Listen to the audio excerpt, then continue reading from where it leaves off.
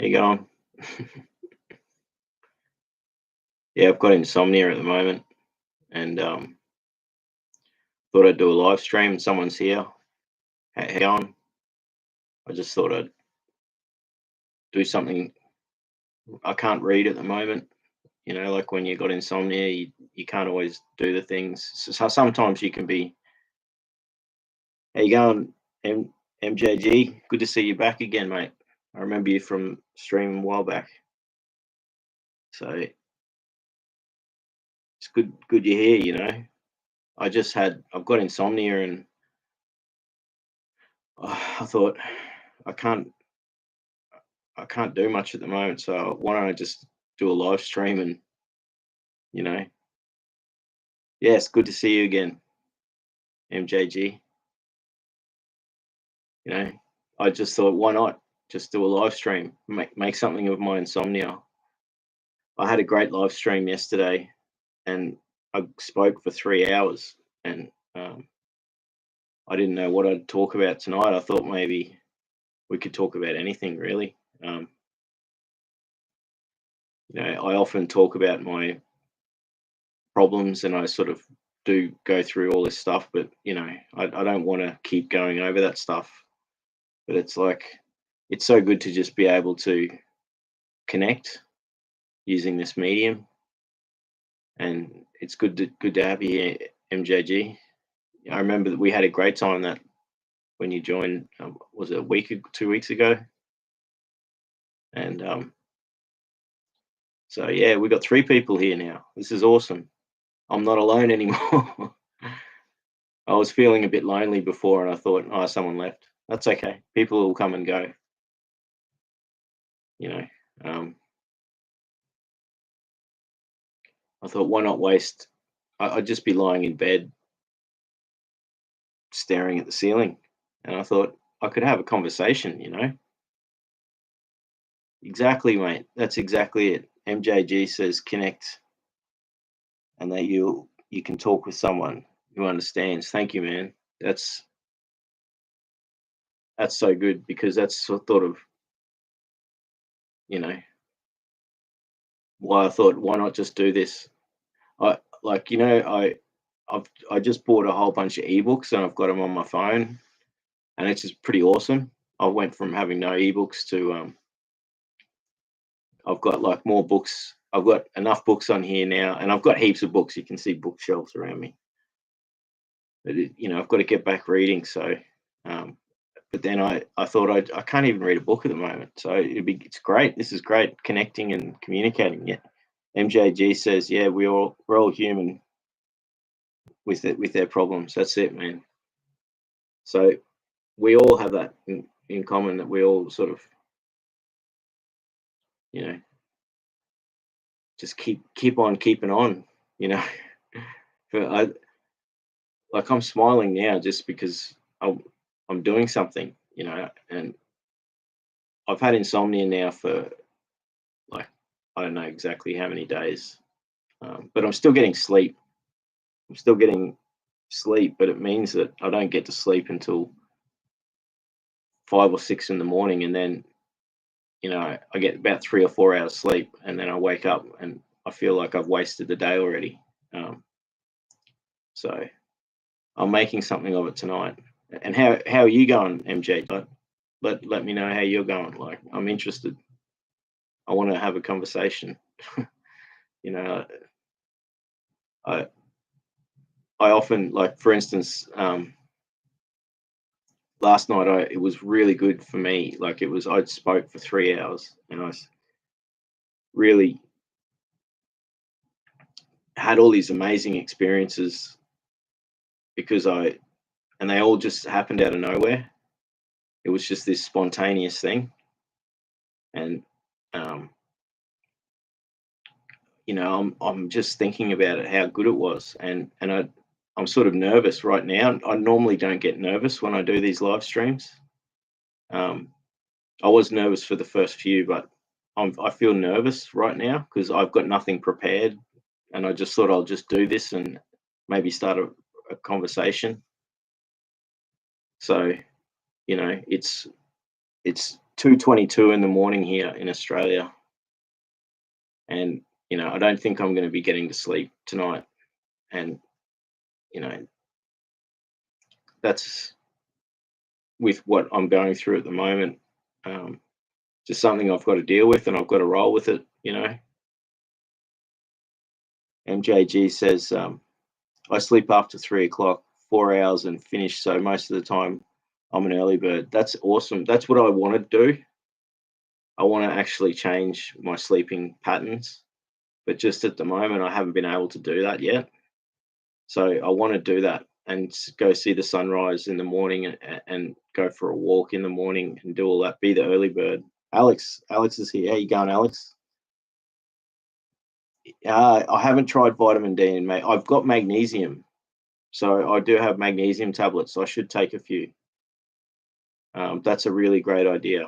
I might start doing that.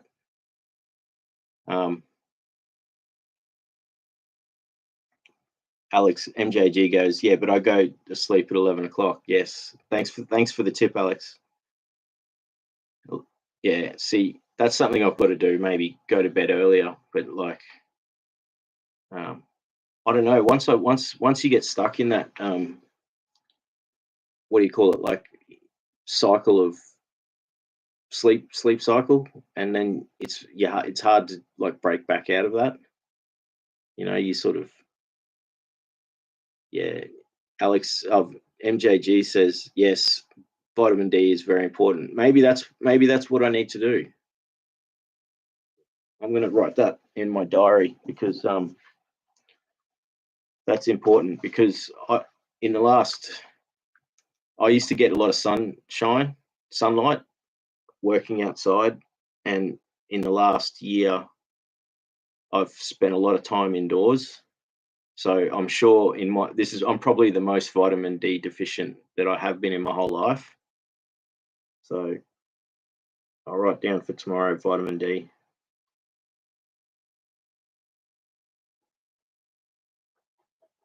Thank you for that tip. See, this is awesome. I always get advice from people whenever I do these live streams. It's I always get something out of it. So, and I have a lot of fun too. So, Alex says, yeah, it's helped me a lot, but it won't neutralize CPTSD symptoms. That's the problem. Is I think most of my insomnia at the moment is associated with that. If that makes sense. That's what. Sorry, Alex said. That makes sense. Yeah, it does make a lot of sense, man. And because that's what I think it's associated with at the moment. Alex says, get D3 or K2, or it won't absorb properly. Okay, so you got to take both. I'll write that down as well. And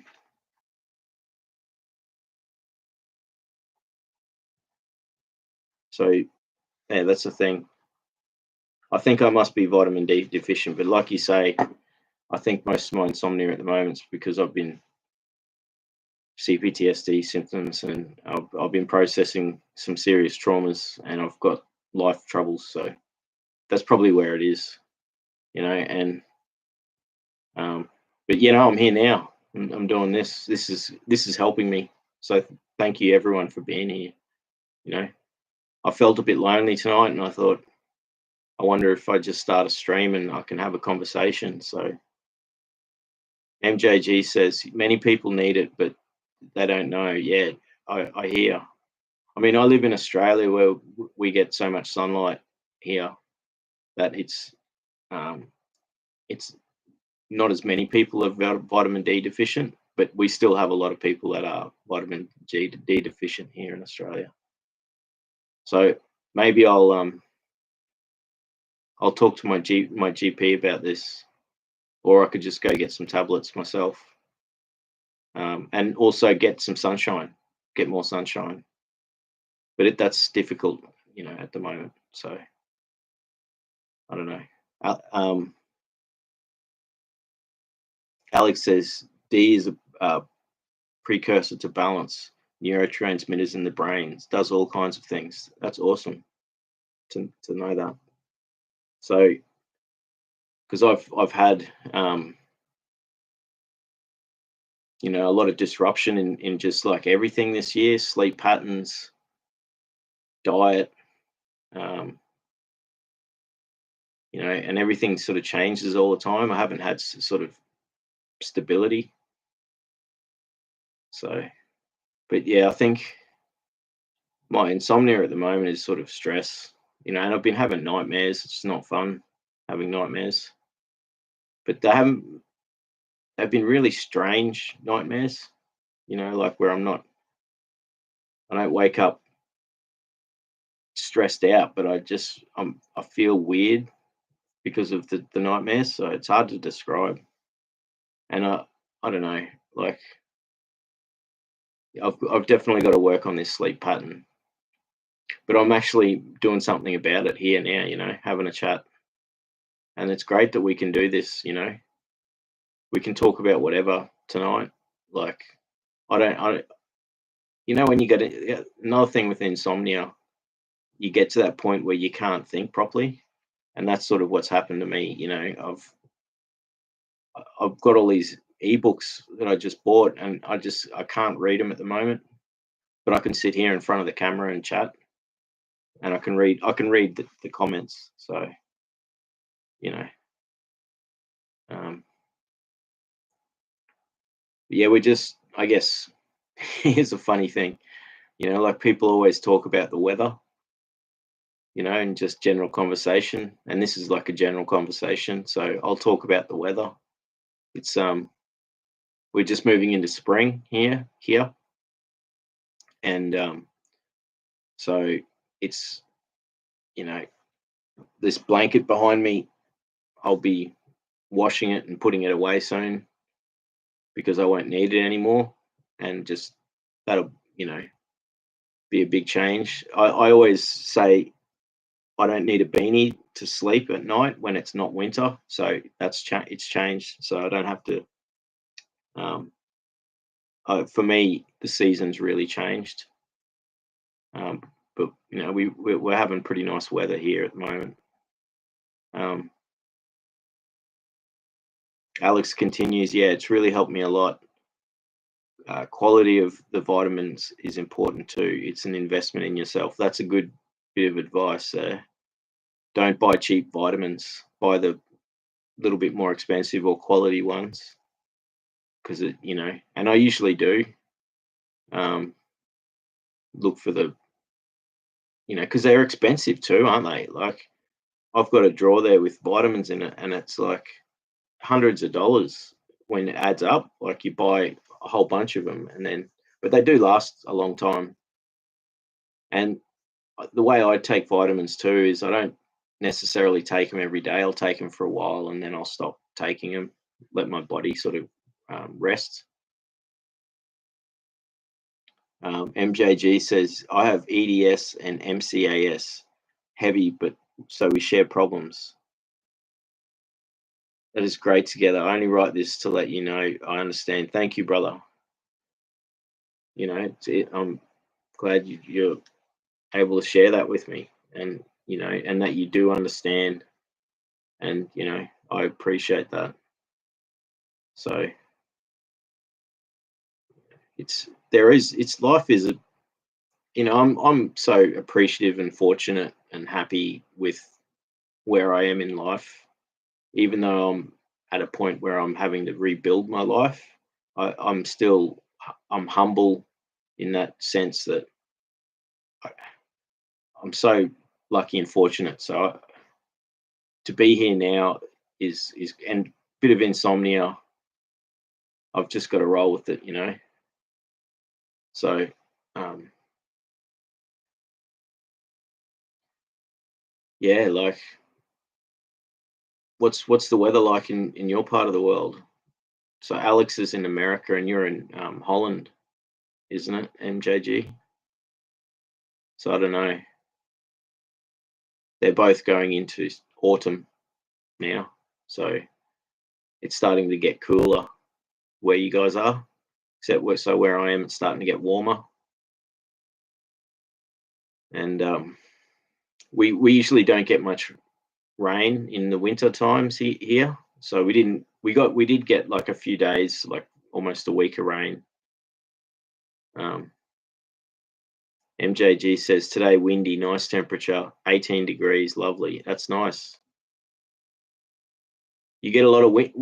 You get a lot of wind where you are in the world, in your part of the world, don't you? Yeah, and you're close to the ocean, so you get all the ocean wind, and you know it's the land of um, windmills and stuff, isn't it? So thanks for sharing. Uh, it's good to you know these simple things can be just. It's helping me just being here now and just having a chat about whatever is is helping me, and I'm enjoying it. So, but I guess I've since I've started doing these live streams, there's been a big change in my life, and it's something I'll keep doing. And because I'm sort of disconnected a bit and isolated, this is such a fun thing for me to do is to just sit here in front of the camera and chat. And you know, um, I've had some amazing conversations with all you people, like, and this one tonight, I had no idea I was going to do it. It was like 2 in the morning, and I thought, I'm not going to sleep tonight. I just need to do something, and I can't read. So why not just do a live stream and chat with people, you know? And who knows where the conversation will go? Like, you know, there's so many things that we could talk about, and so many things I could talk about. But I'm trying to change, like what I'm trying to change, go through a life change, and that involves me sort of looking at what I say and what I do. That's a big thing. Is that? So I've got paint on my leg. You can see there. I was painting today, and I haven't had a shower since I've painted. So I'm not dirty or anything. I just haven't had a shower yet. So I might have a shower. That might help me get to sleep. You know. Um, so I don't know. Like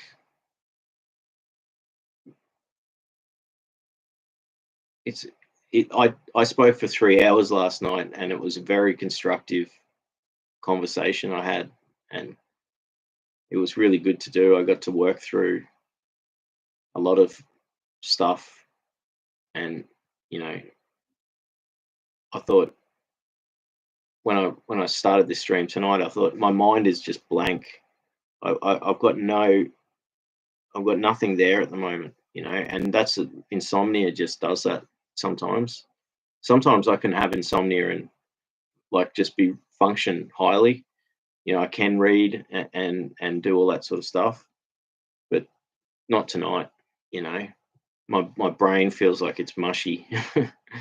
It's worn out, and but I I hope I can put words together and still talk enough to be able to do this. So, um, but yeah, I guess you know, like I said in the thing, I feel a bit lonely, and um, I've got a lot out of doing these live streams because it means I'm not so lonely anymore. Um, I'm meeting all you people, and we're having conversations, and that means a lot to me. I I'm not um, I'm not venturing out in public much at the moment because of my anxiety, and you know, so this is really valuable for me to just be able to sit here and have a conversation, and you know, it's it's helping me so much, and so because I don't have any necessarily anything that I can think of to talk about. I feel like at the moment it's sort of difficult because it's like, what do I talk about? So yeah, MJG says I'm on the phone. Be back soon. Yeah, cool. I'll be here. I'll be here just sitting here. But like maybe I can ask some questions. Because there's 4 people here watching. Who, if you feel like um, talking in the chat, like feel free. We'll get a conversation going. Anything, you too. Cheers, mate. So it's like we can talk about anything. Like, I mean, I often talk about, like my struggles and how I'm dealing with it. And, you know, um,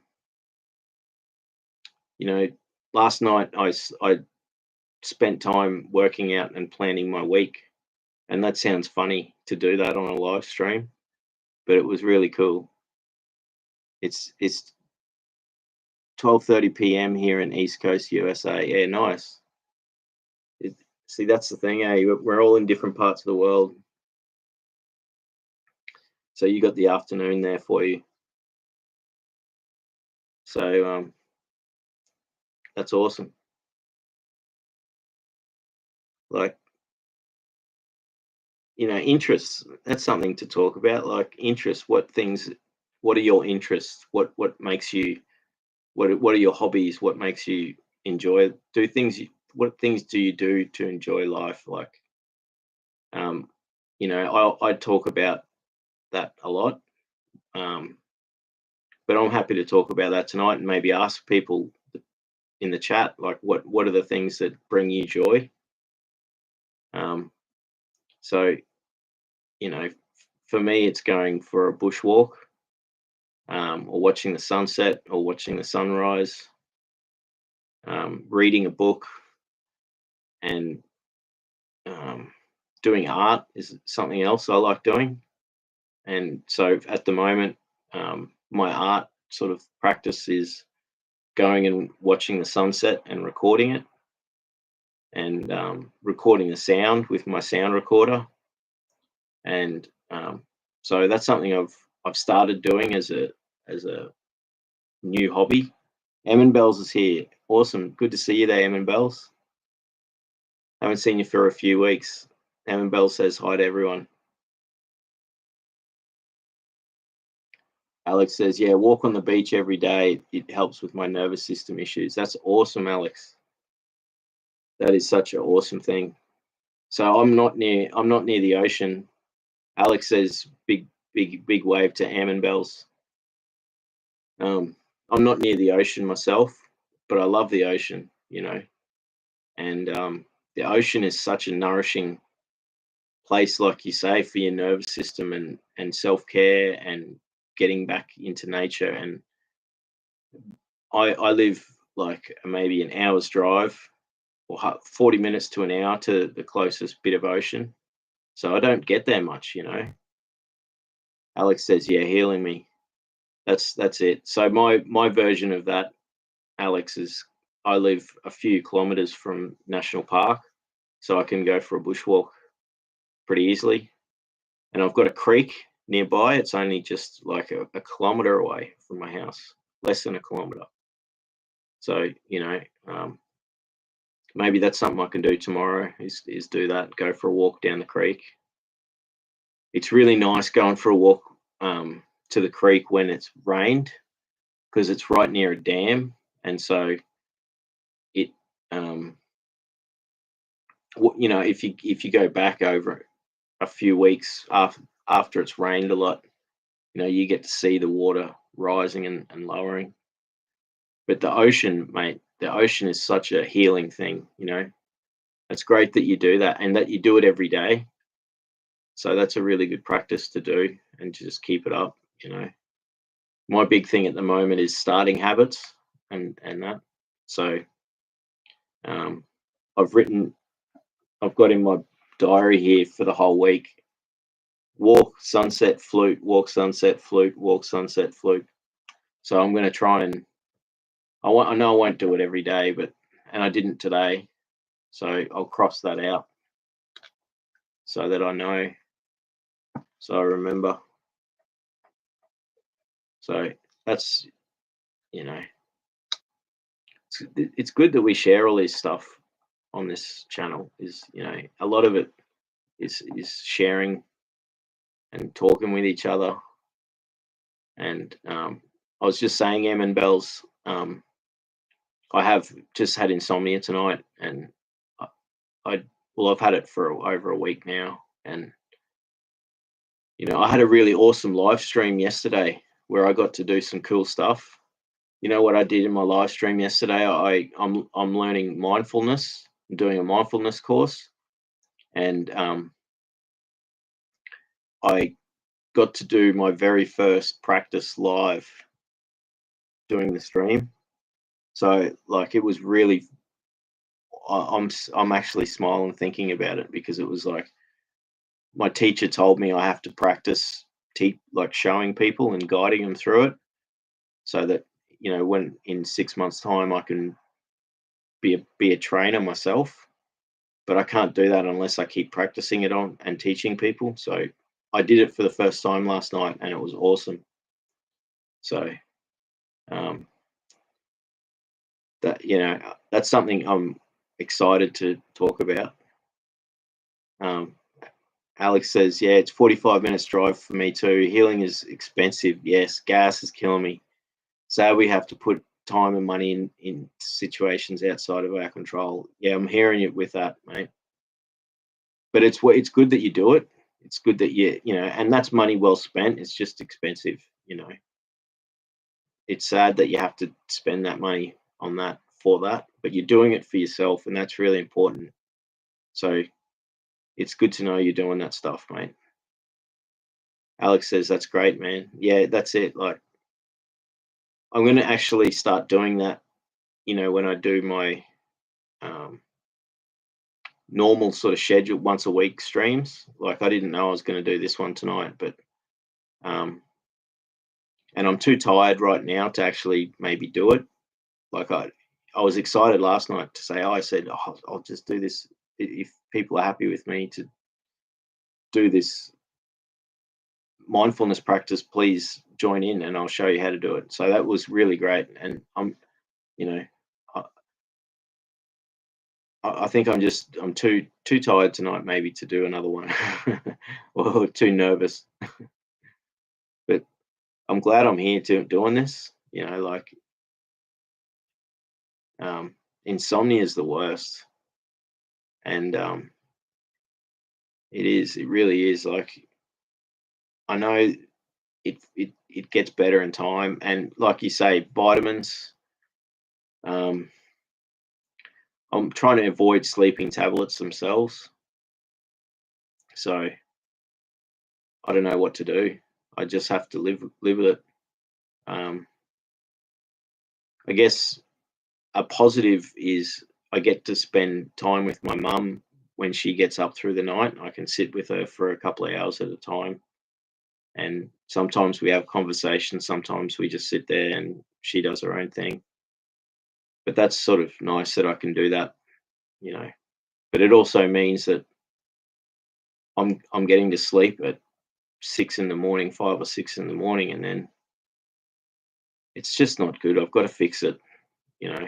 But I don't know how long it's going to take. I've just got to roll with it, you know. I've just got to take it as it all happens, as it all unfolds. I've just got to keep moving on, keep moving. And you know,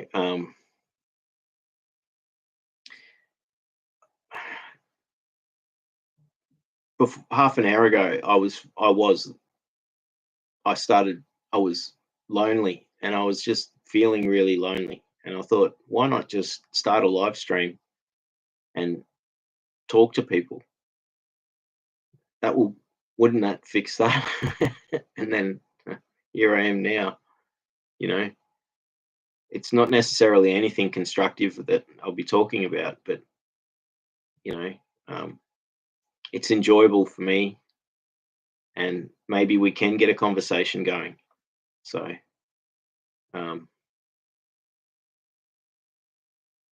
So I don't know really what to talk about. Like, I mean, we are talking about insomnia, I guess, at the moment. And Evan Bell says, "Yeah, I want to watch your last lives to be update. I struggle with insomnia my whole life, so I'm used to it." Yeah, I'm sorry to hear that, Evan Bells. But yeah, you understand too. You're a fellow sufferer you struggle with things, you know. So I know that, you know, you you're I've I appreciate your comment, and I appreciate your understanding of what it's like, because you struggle with it yourself. I mean, it's I haven't had it bad like you, where you've had it for your whole life, so you're just used to it. Um, it's only just sort of become a thing recently in the last couple of years, really, for me. It's become pretty bad. And it comes and goes. It's not there all the time, so I'm sort of lucky most of the time. Um, Alex says, "Yeah, it's hard to meet people in person. I just moved here to heal, but the loneliness is an issue." Well, that's that. You know, I feel for you, brother. Like, and so it's good that you've made a life decision to really do something about healing, and you've actually moved somewhere to do the process, and that's really special. I you know, I think that's great, that you're doing that for yourself. Um, and yes, I understand that struggle is of meeting people, you know, in person. You know, I've got the social anxiety problem too, well, as well, on top of that. So, you know, I could join social groups, but I'm not ready for that at the moment. You know, it's hard enough for me to just get out of the house at the moment. So, but Alex, that's such a good thing that you're actively working on the healing process. And so I commend you on that, and keep working on it. Keep doing the things, you know, you're investing in yourself, which is great. So it's really awesome to hear that, you know. And you know, that struggle with that, and I'm with you, you know, with the loneliness, and um, it is an issue. Um, but I guess we're not so lonely here now. Like, we're talking here now, and you know, I appreciate every time you join one of my live streams, and we get to have a conversation. So we are breaking that. What we're doing is we're actively breaking that isolation and loneliness here now. So Alex says same here, but to M, Alex says M same, but it worked itself out after trauma processing and now nervous system issues. Plus, filled in my vitamin deficiencies. That's all, like, thank you for that comment. So I've been processing some heavy traumas recently myself, and I've gotten through. I've got 3 or 4 of the main traumas that I've got to process, and in 2 weeks, when I see my psychologist, I'm going to process 2 of them, and then I like after that, it's going to be. I think I'll have processed most of the main stuff. So I'm sort of really excited for that. That I'm at this stage, and I'm doing exactly what you're doing too, Alex. I'm working on learning to regulate and repair the nervous system. So, you know, um, it's awesome to hear you doing the work, Alex. You know, and um, Alex says, guys, honestly, I'm I met a few people, but I I learned boundaries from therapy, and these people were not safe people. They had to go. Quality people are hard to find. That's a great comment. You know, that's a really great comment, because when you've been um, it's it's not easy. and then so when you meet someone new, you go through that initial process of starting to become friends, and then it doesn't always work out, and that can be really painful. And then if it happens over and over, you get disheartened. So you sort of you find it harder to actually keep it up. And then and then solitude becomes more of a easy thing to accept. But social interaction is such an important thing for people. Even though I enjoy solitude, having social interaction, because I'm like one of those people that I like solitude, but I also like being around good people.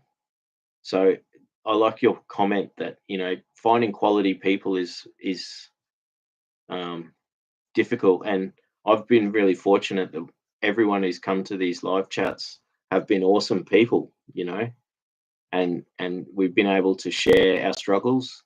So I really appreciate that. But in just day to day life, like I'm really scared to actually start new friendships and somehow meet people again.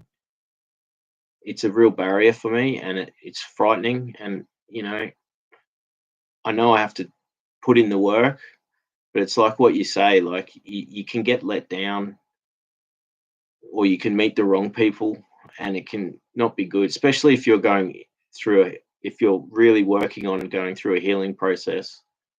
um, it can derail you from what you're doing. So um,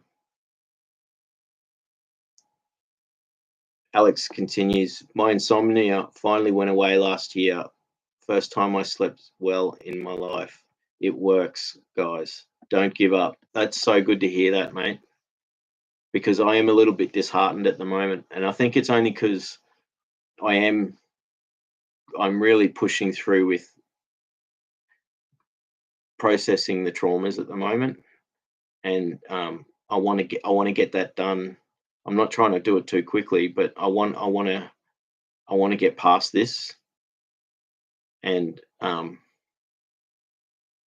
that's really good to hear, Alex, that it gets better, because this is something that has happened to me pretty much every time I've gone through this process of processing traumas. The insomnia is an aspect of it, and I actually get it in the time leading up to it. So I'll have insomnia for a few days or a week before it, and then I somehow it happens that I either see a psychologist or I go through processing it myself. And that's what I'm doing with if I think I need a professional or a therapist, I'll work through it with them, or a counselor. And but there are some of the traumas I've actually done the work myself. You doing the CBT and mindful, like similar to mindfulness, because I'm only learning the mindfulness stuff now. Um, but I'm getting results, and it's giving me confidence. So I'm not going to give up. Thank you for your comment there. Emin Bell says, I'm so glad to hear that, Alex. It gives me hope. I miss the feeling so much of waking up and feeling relaxed. Um,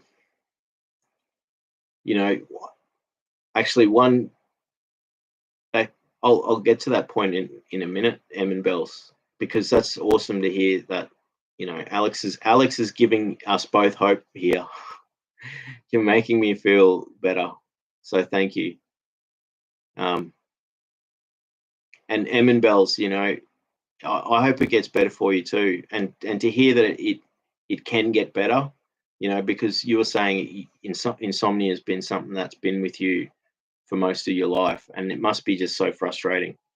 I'm lucky that it only happens to me occasionally, but when it does happen, it lasts for it'll sort of go like this for a few weeks or a few months, and then it eases off, and then I don't have the problem. The other thing is I used to drink alcohol and that would help me to sleep. So I used to sort of use alcohol to get me to sleep, and now I'm not drinking. Like, I've maybe that's part of. But see, I had the insomnia on and off over the last few months, but I've had it for the last week and a half, or I think it's something like that. And I have I I've stopped drinking, so maybe part of it is that, but I've definitely processed several traumas in the last few weeks, and I think it's got to do with that a lot, and the stress, going through a bit of stress, and so I need to de-stress. Alex says healthy people have boundaries and are respectful, so they keep to themselves. Harder to find them. That's a great comment.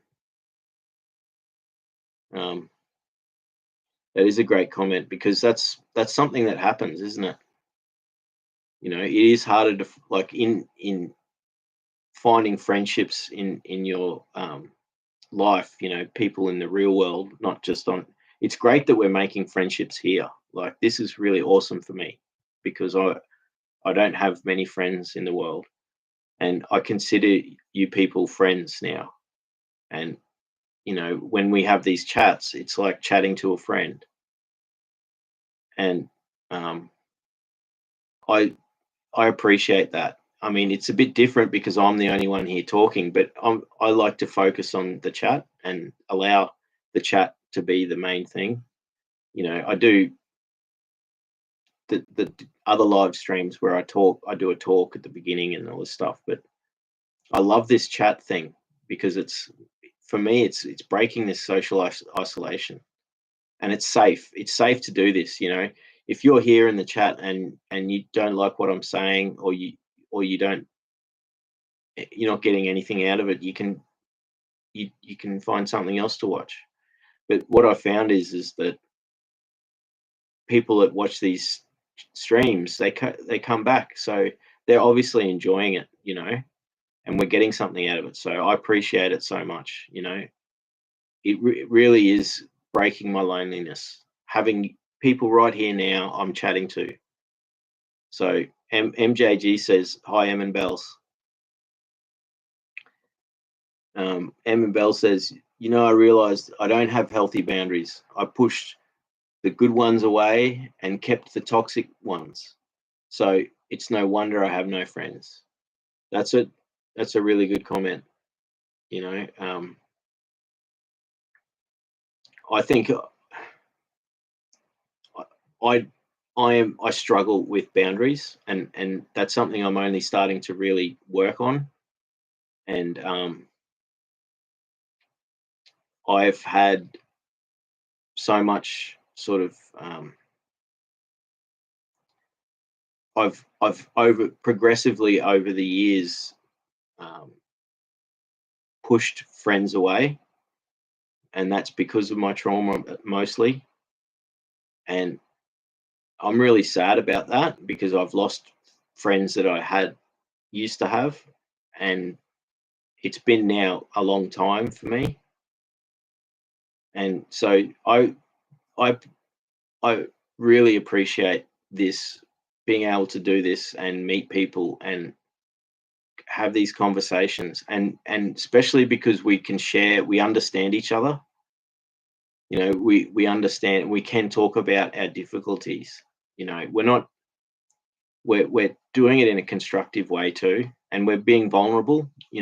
I'm being vulnerable talking about my stuff, but so are you guys. You're happy to share this stuff.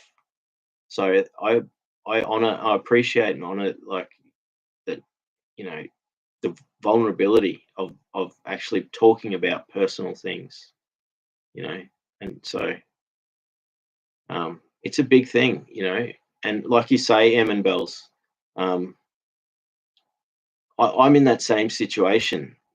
Like, I don't have healthy boundaries, and I keep stuffing things up with friendships, and I have in the past attracted um, toxic people. But what I have found with these chats, I haven't found that here.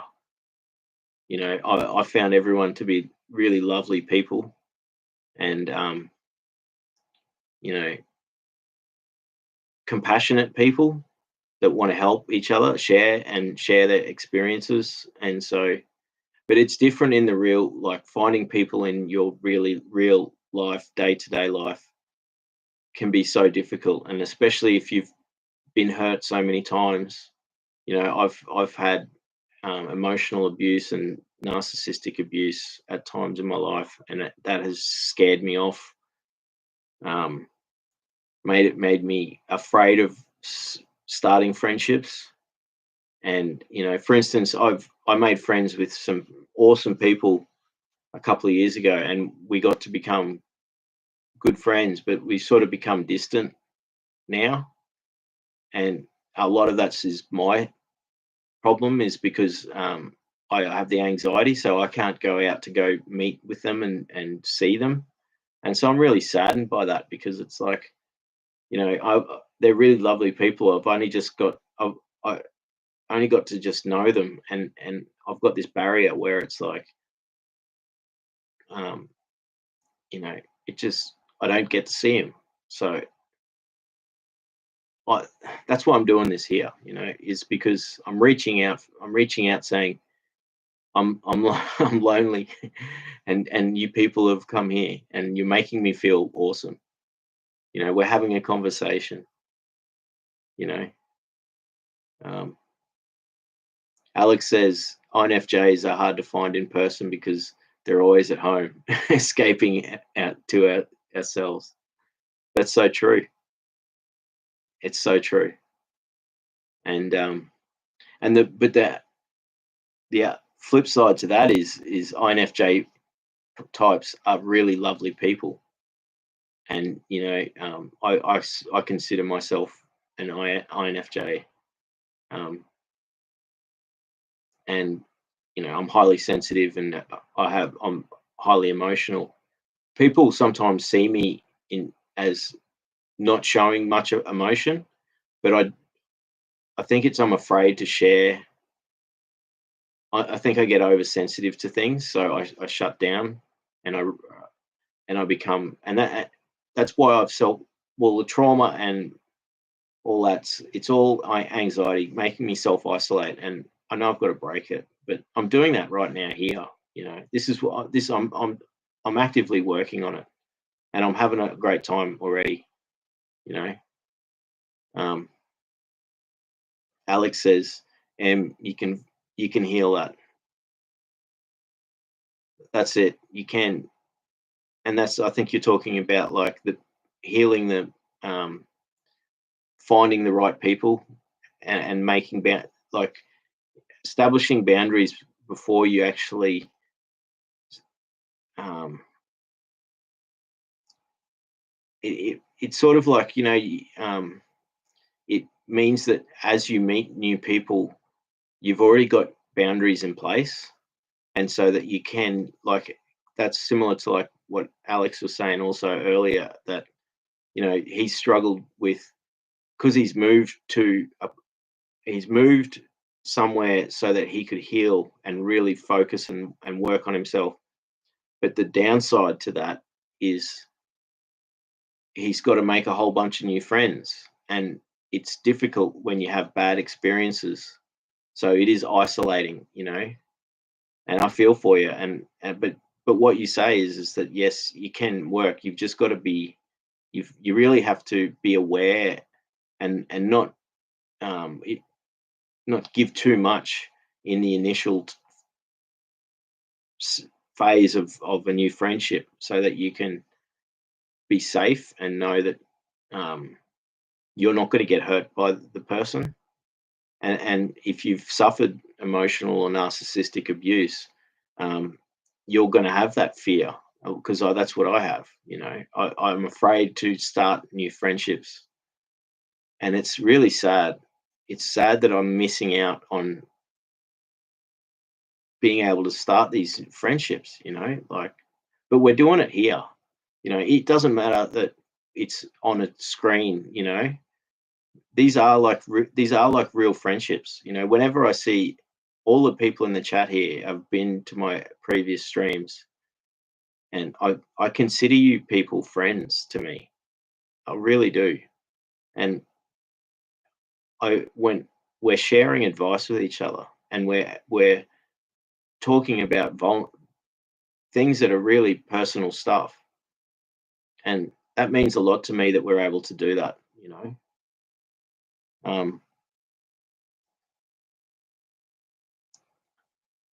Alex says, yeah, I used to do the same, just worked that out last year. Yeah, that's it, me too. And I only just worked it out, you know, like I only just worked out that you've got to have boundaries, but you also have to you got to try, you got to push. And that's where, like, joining social groups or going to see music or something like that can help you make friends, you know. Emin Bell says, yeah, I know, but there's this voice which says, if they only knew, they will leave you. But I know to even realize this pattern is a chance to change. That's awesome. So yeah, that's a really great comment, you know. It means that it seems to be that we're all at this sort of point in our lives where we've just realized how to actually prevent bad relationships by putting up boundaries and initially, or just changing the way that you actually initially start this meeting people, you know. But it's I hear what you're saying, you know, because one of my biggest sort of, I guess, faults or fears is that because I do get triggered so easily, and that's because I'm going through the healing, that's going to get better.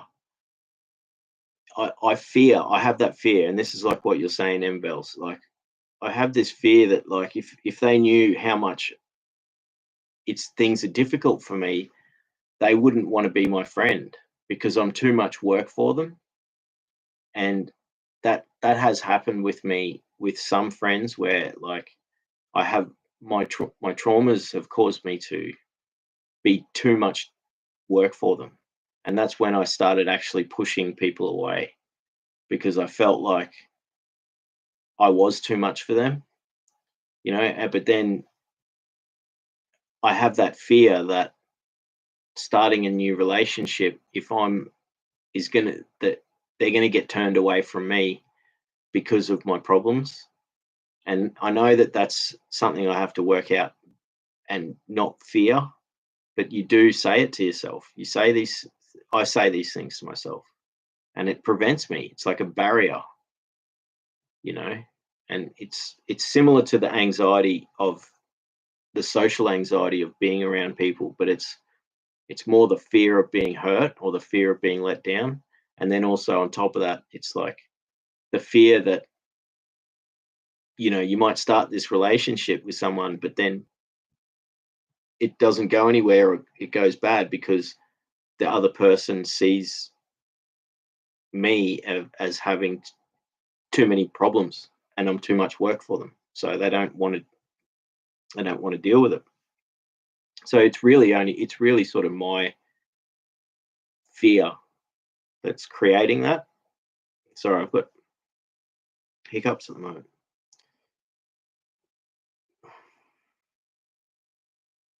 MJG says, I'm not gone, I'm just listening. Yeah, awesome. I'm glad you're still here listening.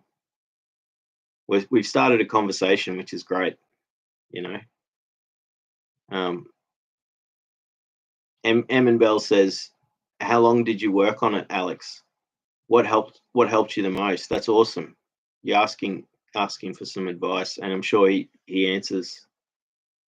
Emin Bell says, hi, MJG. I'm sorry I missed your comment. I'm not good at multitasking. Don't worry, I'm not good at multitasking either. And when I do these streams, you know, I'm trying to read. I do a thing where I try and read the comments, every comment, and comment on the comments, and make that part of the conversation. And the funny thing is often by the time, because I start talking, by the time I get down to where everything's happening, it's already happened 5 minutes ago. So, but yeah, he's been here for a while. He's just been on the phone, and also he's back again, but he's just listening. M and Bell. Oh yeah, Alex says yeah. Patrick Teen's videos here on YouTube, and Pete Walker's books. Pete Walker's books. I've read CPTSD, Surviving and Thriving. Well, I've listened to the audio book, but I've on the fourth time through, Alex. It's triggering, but it's so good, especially like the chapters 5, 6, 7, 8 are just, oh no, 6, 7, 8, 9 or something like that. The middle of the book is just the best. It's so awesome. And I just bought Body Keeps the Score, because everyone kept referring me to that book. So I just bought the ebook the other day. So now I've got it, and I've read the first introduction. So that's my next one, Body Keeps the Score. But Pete Walker's books, and I know of The Tower of Feeling. Yeah, I've been told to read that as well. And he does. That's what I love, is he talks about using mindfulness as a big thing for healing. But yeah, I'm going to write this down. Patrick Teens. If I don't write it down, I don't end up doing it. That's why I do it. So yeah, I'll look for Patrick Teens's videos, because I want to get better at all this stuff. I want to fix all this stuff. And once my anxiety gets a bit better, I'm going to want to find new friends, in my local area, in my city, people I can spend time with, and maybe reconnect with some of my old friends that I've lost, become friends with them again, if that's possible. I think it is possible with some of them. But even that, I'm wary of. Like, I think I need to heal more, because I am going through too much. I think I would be too much work for people, and I fear that that's what's happened to some friends that I've become good friends with over the last few years. That at the moment I'm too much work for them, so they're sort of. It's really sad that it's me, that I'm too much for them, because they're lovely people, and we do have awesome times when we hang out. But it's just like, I haven't seen them now for like 6 months, and I miss them. So maybe I'll try and reach out and give them a call this week. Actually, I'll write that down.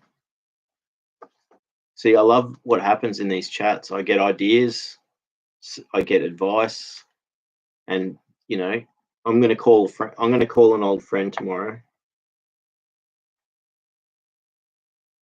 Well, he's not like really an old friend. Him and his missus, his partner, they're both good friends that I met 2 years ago, and we became quite close as friends. I considered them as really close, good friends, and I haven't seen them for 6 months. I've spoken to them a few times, but I haven't actually seen them. We haven't gone to a poetry night or anything like that, or hung out, gone camping, or any of the sort of thing friends do. So, this is great for me. This is, I'm going to really make an effort now to do this. I'm going to give them a call tomorrow, and I'll try and initiate catching up somehow, because I don't want to lose them as friends. So the longer it takes for me to get to see them again, the less chance that we're going to ever hang out again. So, but yeah, thanks for that advice there, Alex. Patrick Teens, yes, and definitely Pete Walker's books. I'm going to get that, The Tower of Feeling. I've been told that's really good. But MJG says, no problem. Oh, no problem, Emin Bells. Me too. Emin Bells says, yeah, Patrick helped my lot with his played therapy sessions and also with going no contact. He has his sense of humor only survivors have. Yeah. That's great. So you both have watched his stuff. I'm surprised I haven't come across his stuff, you know. But I'm definitely going to look it up now. I think that, sorry, look, you can see all the paint on my arms and stuff. I was painting the handrails at home today, and I'll have a shower after the stream, and my hands were covered in paint, but I just noticed them then. So yeah, that's what I was doing today. I was painting handrails for Mum at home. My dad I helped him out with it, and it's great to have completed that job. They look really good, and she's really happy with them. So Patrick Teens, I'm definitely going to look up that stuff because I need to learn more about this stuff, because I don't want to set myself up for failure. I want to become a better person, and I want to become smarter at being. I've got the problem of I lack social intelligence in some areas, and so I need to learn this stuff, and it'll help me. So thank you everyone for all this stuff. Like, you're giving me tips, and people, I'll subscribe to this dude's channel. Alex says, yeah, it took a few years of doing all the trauma processing, and through that, new skills emerged. That's awesome. That's awesome, mate. I learned to spot sick people and take it slow. That's a really good thing, dude. That's a really good thing. And that I guess is why I sort of self-isolate, is I do it to protect myself, but I'm missing out, so if I can do that, and where I'm at, you've went through I've gone through several years of trauma processing, and I'm getting towards the end of it now, and now I'm learning on focusing on healing the nervous system and re-regulating it and getting healthy again. So that's where I'm at. And so maybe it's too early for me to even think about trying to find, maybe I'm too, because I'm still processing traumas, I'm not available. I don't have the availability yet, maybe.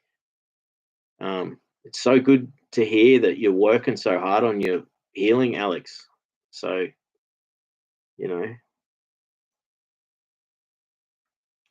and I look forward to watching these Patrick Teens videos. So it sounds like he's really valuable resource for healing and spotting,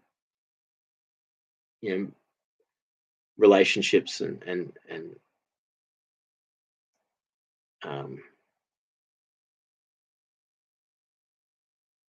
I didn't finish reading your comment, Alex, because I started talking. I will do that. I'm shocking. I'm bad. See, I'm learning to talk better, but hopefully it's not bothering everyone. I'm very self-conscious, if you haven't worked that out. But Alex says, yeah, because it's such a great comment. I'll read it again. It took a few years of doing all the trauma processing, and through that, new skills emerged. I learned to spot sick people and take it slow. The gift of discernment is a skill I acquired. That is awesome. I fail at that. I am very lucky. Actually, what happened to me is an old friend. Well, I have known her for many years, but as an acquaintance. But I got to know her really well a few years ago, and you know, she's a lovely old lady. Like, she's not, I wouldn't say old, but she's she's she's old. She's like a nana to me, or an auntie, you know. But we became really um, close as friends, and she gave me a call because I sent her a text message a couple of weeks ago, and just said I'm thinking of you, and I was excited to tell her my progress because she's a healer herself, and she's trained in several healing modalities, and I hadn't spoken to her for a while, and she just called me up, and she goes, and I just had the best conversation with her, and I'm smiling now just thinking of her because she's just a lovely person, and I consider her a good friend, and I'm so glad that I haven't lost all my contact with people. Um, but yeah, because I'm working through the major traumas, and then I think after that won't be long. It'll be a month or so, and I think most of the major traumas will be processed, and then it's the hard work of doing all that, the rest of it, rebuilding after, because I've got to rebuild everything now. And Emin Bell says, "Yeah, I heard a lot of Pete Walker here. I need to go see his work soon."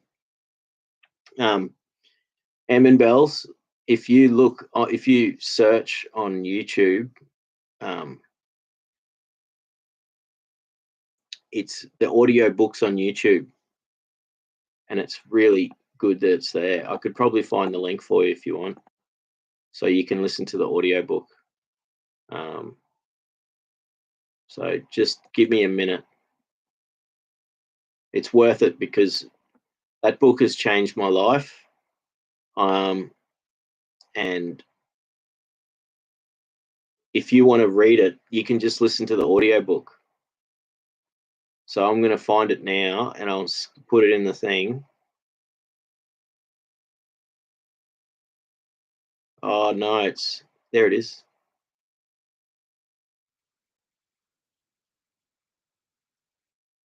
Sorry, that sound would have come through just then because it automatically played. Right, Emin Bells.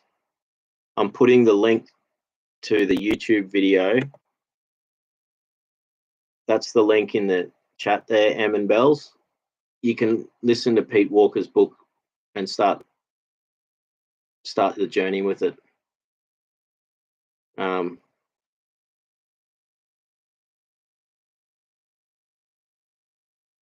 So yeah, no worries, Emin Bells. I've gotten so much. I'm so glad this book here is on YouTube for free. I want to buy the book, but I don't have much money, and it's there. So check it out. It's worth it. And the guy who reads it's pretty cool. So but it's very heavy. I found it quite confronting at times, because he does go into details a lot about traumas that people went through, and it can be very triggering, because I had, many times through the book, I would be triggered by it. But I've listened through it. I still actually get upset about some of the things, but I'm getting less. But it's such a valuable book, and he really goes through in detail not only how to heal, but also how to protect yourself, and how to identify. One of the biggest one is how he teaches you how to identify what state you're in when you get triggered. So, and he's got resources on his website, free to download, um, informational lists, like checklists. He's got checklists, so you can actually go through the checklist and identify what's happening. Once you sort of you go, oh, I'm freaking out, I'm triggered, and then you can go through the checklist and you can work out what's happening, and then you can work out what to do. So MJG says yes, exclamation mark. Eamon Bells says, I'm looking forward to hear your opinion on the body keeps the score. Thank you. I've only just got it. So I've just read the first chapter, I think, and almost finished. So I'm really excited to read that book, and I will definitely give you feedback, Eamon Bells. I've been watching his videos, a lot of interviews with him, and I can tell this is going to be a really great book just from what I've read. I thought to maybe read it tonight, but then with my insomnia, I was like, oh nah, I can't read at the moment. So it's like, this is better. We're having a chat. So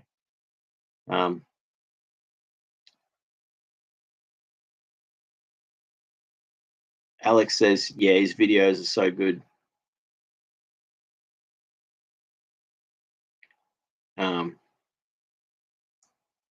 MJG says, yes, you can call, and if you explain, they sure understand your situation, Luke. They love you too. Thank you so much. That's awesome.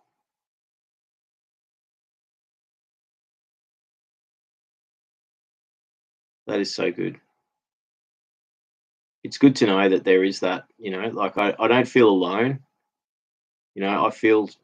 I don't feel alone anymore. And if other people are feeling that by when they come to these chats or watch my videos, if they get something out of that they don't feel so alone themselves, I appreciate that so much, because it means so much to me. And but the thing is, for me, I'm getting so much out of it because I don't feel so alone anymore.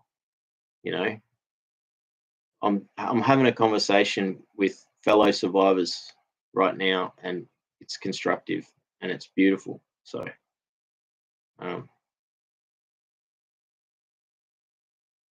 guess the internet's doing good for us here. MJG says, speak from your heart, just like now. You're a great, pure, honest man. Thank you, MJG. That means a lot to me. It really, I try to just, and that's the thing. I think I'm getting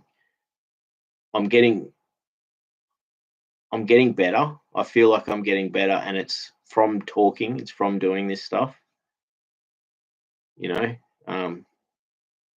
And I just keep. It's given me so much. Like, Eamon Bell says, yeah, thank you for sharing the Pete Walker book. Yeah, check it out. I'm gonna listen through it again now. I'm halfway through on the fourth run through. That's how good it is. Eamon Bell says, when did you start your YouTube journal? A couple of months ago. I don't know exactly when. Yeah, it was.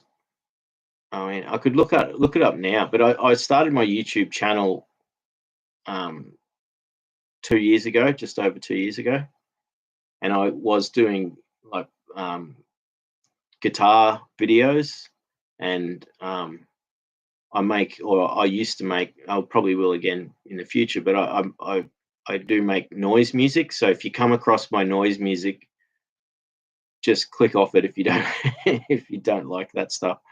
But it's like therapy for me, making noise music. And I did these the videos I was making were just improvised noise music. So it's just letting out all that energy and emotion, and it's very raw. But noise music is something that not many people can listen to. So, but I do have guitar music on here in a playlist, which is soothing. So if you want to hear any of that, I made a whole bunch of guitar stuff. But the journaling was only a few months ago. And it started from being lonely. So my very first journal video was like, I have CPTSD and I feel lonely. And it's funny. It's like it got 1,500 views. I was amazed. I'm still amazed by it. You know, I didn't think. I thought that it would just never even get seen, but it really got watched, and it gave me sort of courage to keep going. So then so yeah, only a few months, you know, and I've actually made a few of my videos private recently, because I have been journaling and I have been talking about some very heavy topics. Like I have talked about self-harm and really difficult times, and I have talked about sometimes some of my traumas, and I do feel self-conscious about that now, that I'm sort of that maybe I've put too much out there. So I have made a few of my stuff, few of my journals private. I may make them public again in the future, but most of them are there. And it's been, it's been a great journey from that point. So my very first video, Em and Bells, and everyone, like, I was nervous and I could barely speak. And now I can, like, if you watched my last stream from last night, and like you said, you'll catch up on it. It's amazing how much I've gone from the first one to now is amazing. And even tonight, how I can just keep talking. In some of the thing about with when you do these journal videos, like sometimes I'll have actually made the video while I'm in the state of being triggered, and you can see it, and I'll be really upset, or I'll be shaking almost. And some of those videos I've taken down because I've sort of self-conscious that I don't like the idea of traumatizing other people from hearing my stuff. So I'm trying to make what I put out there like more constructive and inspiring or something. But sometimes I do have to talk about the heavy stuff. MJG says, you're welcome.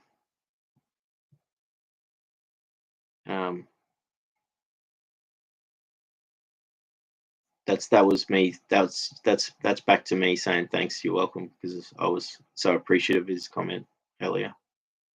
Emma Bell says, oh, that's the one suggested by YouTube, and I thought you started earlier. Good work. Keep going with the strong. Yes, strong. Getting strong. Like I actually used to be strong, like, but now all my muscles have all gone weak, because I haven't done, like, my last work was really heavy work. So I actually had an arm that looked like the emoji. Now it's just weak, but it'll get strong again. I've just got to start doing the work. But I'm getting strong in here, Em and Bells. I'm getting strong here, and I'm getting strong here too. So that's the big thing is, and I couldn't get that strength if it wasn't for the support that I'm getting from everyone, and the feedback. It's keeping me. It's really helping, Emma Bell says, yeah, but honestly, it's so brave to be authentic where everything else is fake. Thank you so much. And that's it. So to to hear that means so much to me, because this is me, and what I talk about on this channel is real stuff that I'm going through. You know, I have this. One of the biggest problems with CPTSD is that, especially in my situation, is that there is so much there, and you know, and that's why the processing is taking so long. And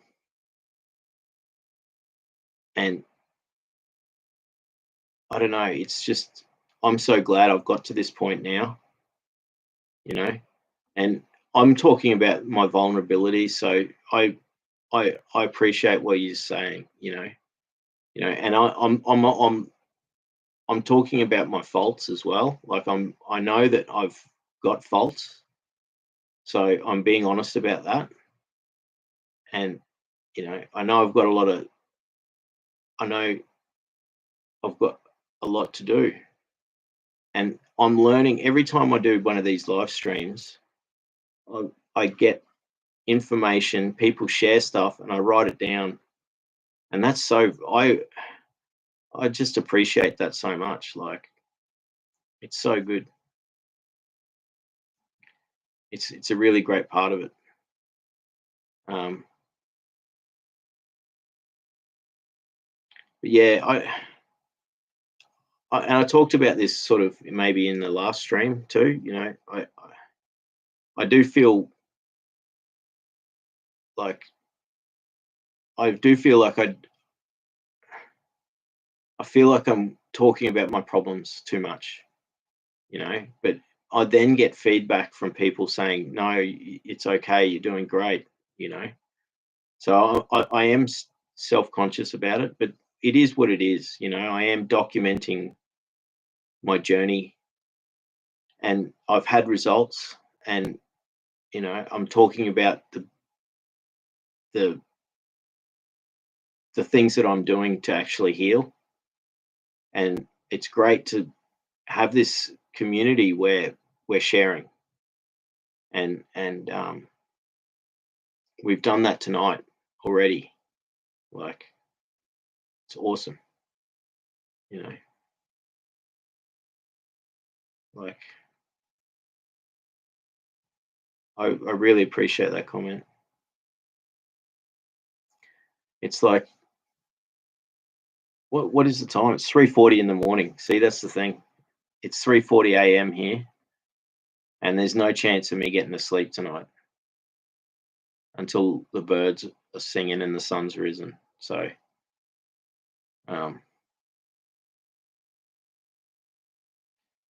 that's a really great question, Eamon Bells.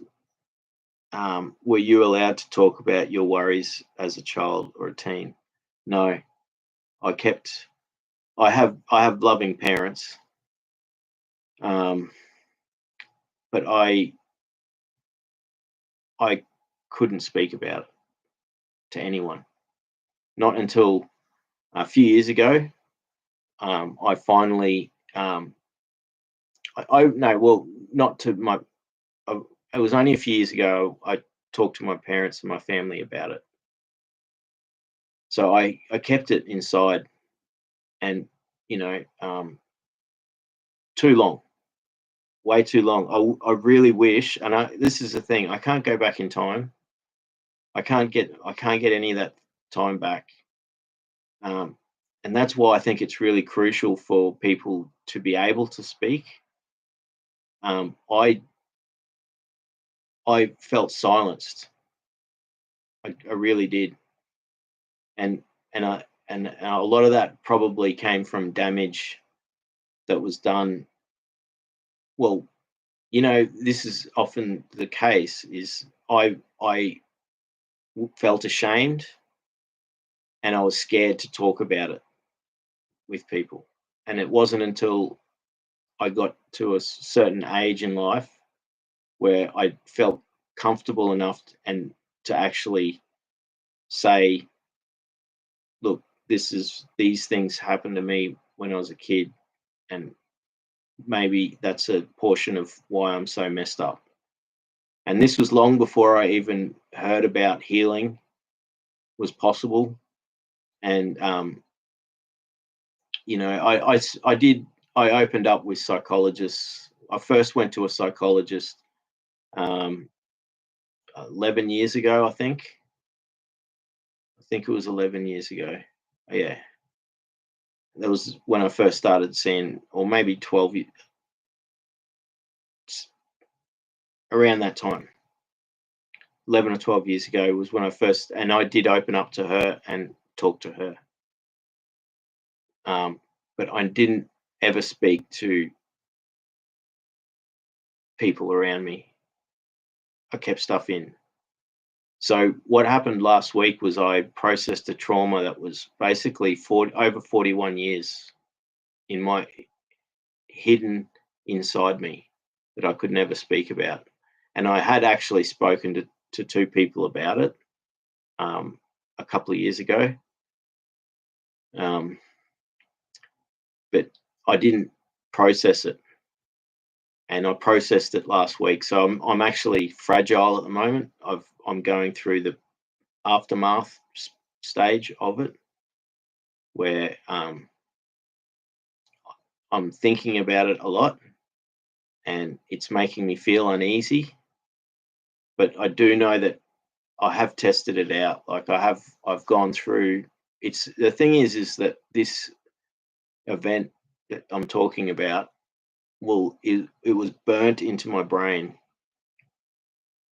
So it's a crystal clear memory of the whole day, pretty much, or 3 or 4 hours, and it's like, I don't remember exactly everything, but the clarity of what happened was so it's never going to go away. But now that I've processed it, I feel like I've released the fact that I've gone through that, and I did have a big cry, and this was on Thursday. I spoke to a counselor.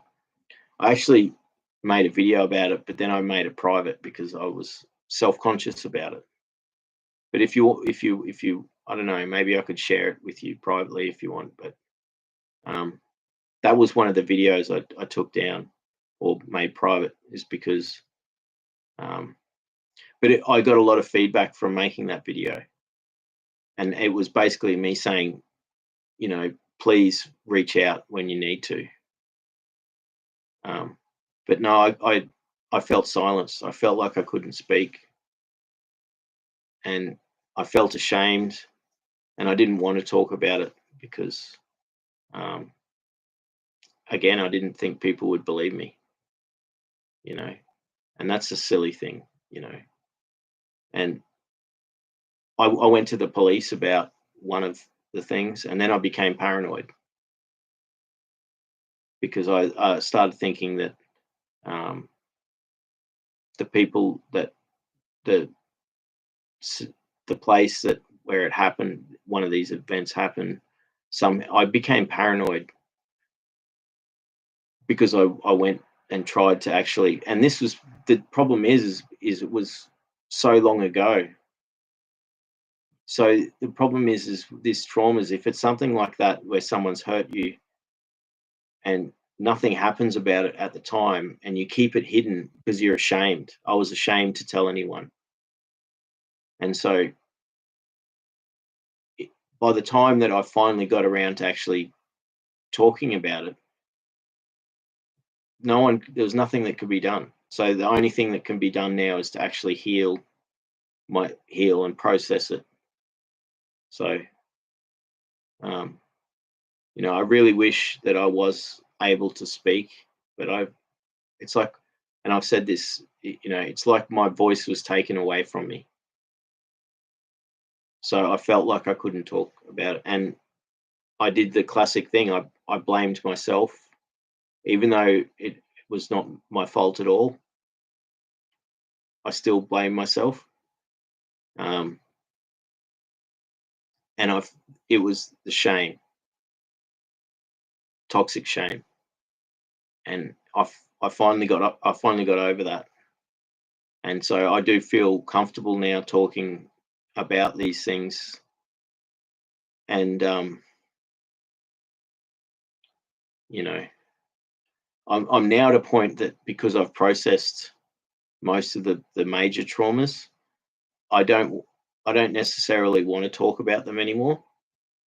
And again, this is another reason why I never spoke about them for so long, is of this shame, and also the fear that people don't want to hear it. And there's another downside to everything, where I've had really negative experiences when I've disclosed to people, and they've had a negative reaction towards me, and it really upsets me when that happened to me in the last few years, and it actually damaged things. It re-traumatized me, because I I was expecting understanding and compassion, and um, maybe a bit of sympathy, and I wasn't crying out like I'm a victim. I was just telling people this is what happened to me, and I got a negative reaction, and it shocked me. It really shocked me, and so it I still even to this day, like, I I'm shocked by the reaction I got from people, and so I guess you can't. It's such a difficult thing, and so having even being even being comfortable with the right psychologist or therapist is a difficult thing. Sharing it. Uh, um, I've been really fortunate that I've had good friends that have been able to sit there with me and hear some of the things, and they've been really kind and compassionate towards me, and that has really been that's when that happens, that really helps. Sadly, I've also had adverse or negative reactions from people, um, and sometimes they were actually aggressive towards me, and it scared me and shocked me, and it really upset me, and I'm still upset by it. So, and that's the worst thing. And I'm I'm not asking for sympathy, but bit of understanding and compassion is more what I want, and I have got that most of the time. Most of the time, people have been compassionate and understanding. So, but I have had the negative, and that's really upsetting. Emin Bell says, "Yeah, but honestly, I know I've read that one." Um,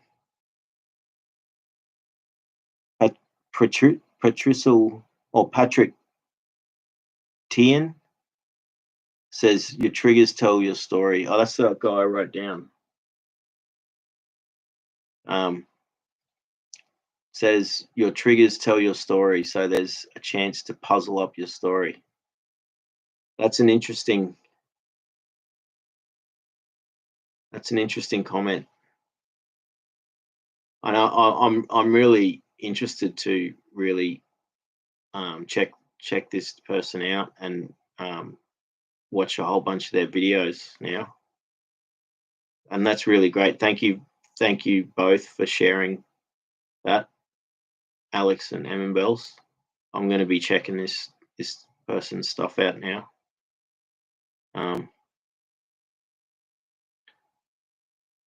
It does.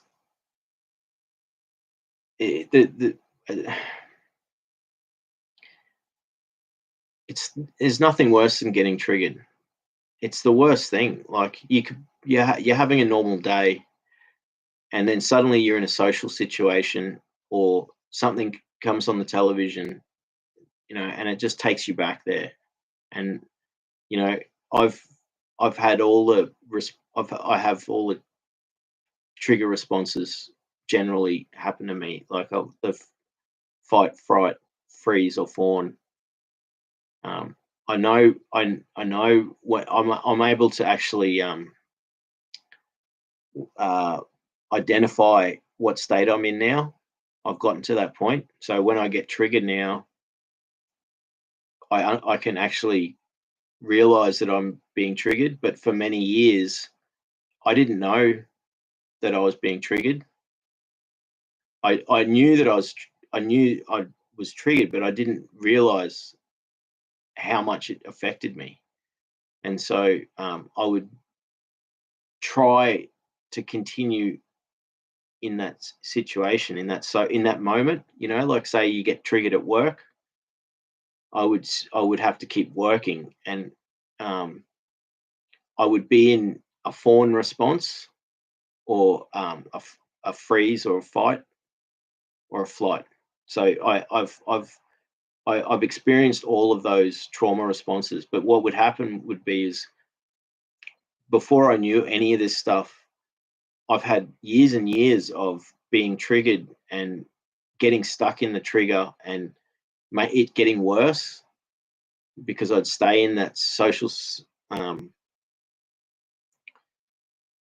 situation, and I wouldn't break out of it. Now I know what to do. Now I know what to do, and the first thing is to excuse yourself, and say, look, I've got to. I'll be back in 5 minutes, and then go and calm yourself down.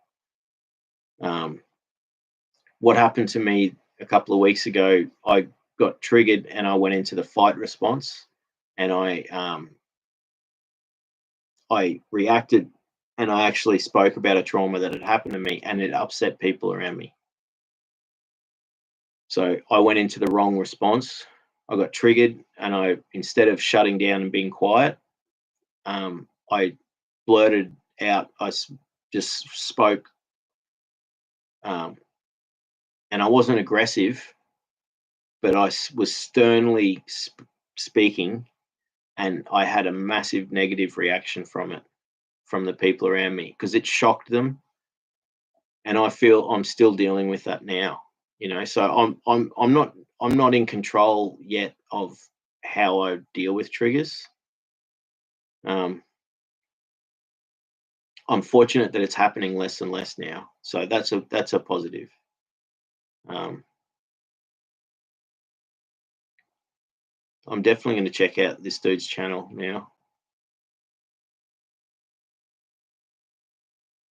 Evan Bell says, "Yeah, I'm so sorry that this happened to you!"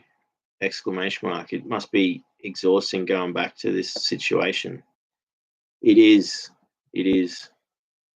And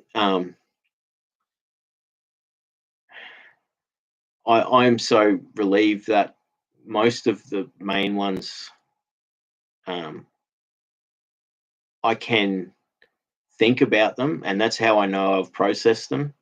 I can think about it and put myself in the situation, and I know, and that it doesn't trigger me. Whereas in the past, thinking about what had happened would trigger me, just thinking about it, and then it would snowball, and I'd be stuck in it. So now I know that, so I'm really glad that I can actually think about these experiences, most of them now. I can think about them, and it doesn't affect me. It doesn't affect me. What affects me is when I still get majorly triggered from manipulation triggers, because I'd been manipulated, and sort of uh, emotional abuse type situations, narcissistic abuse type situations. I've had lots of that, and so they're my main triggers now, which is, I'm working on them. So that's where learning to be stronger and what we were talking about earlier is learning how to be around people and set boundaries and not react. So these are all things that I'm only just learning now. So, but thank you for your care and compassion, Em Bells. Like, I'm so glad that I've gotten past, I've survived, and I've let go of most of these traumas now.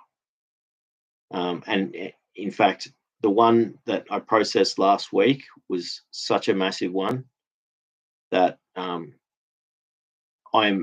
glad it's pretty much gone. It's dealt with now. And I even spoke to counsellor today and followed up with them. And I said, so I went through this last week, and this is the follow up. So I explained how I then spoke to people around me, and I explained to them that I'd processed this thing and that I'm glad that I can now put this to rest. So that's why I'm at this point now. I'm so happy and grateful that and in the next time I've said this in other videos, but like in a couple of weeks when I see my psychologist, I'm processing 2 traumas, and that will be most of the main traumas done. And so the work now will be the triggering and from emotional abuse, which is a difficult one because they weren't single events, and they didn't. The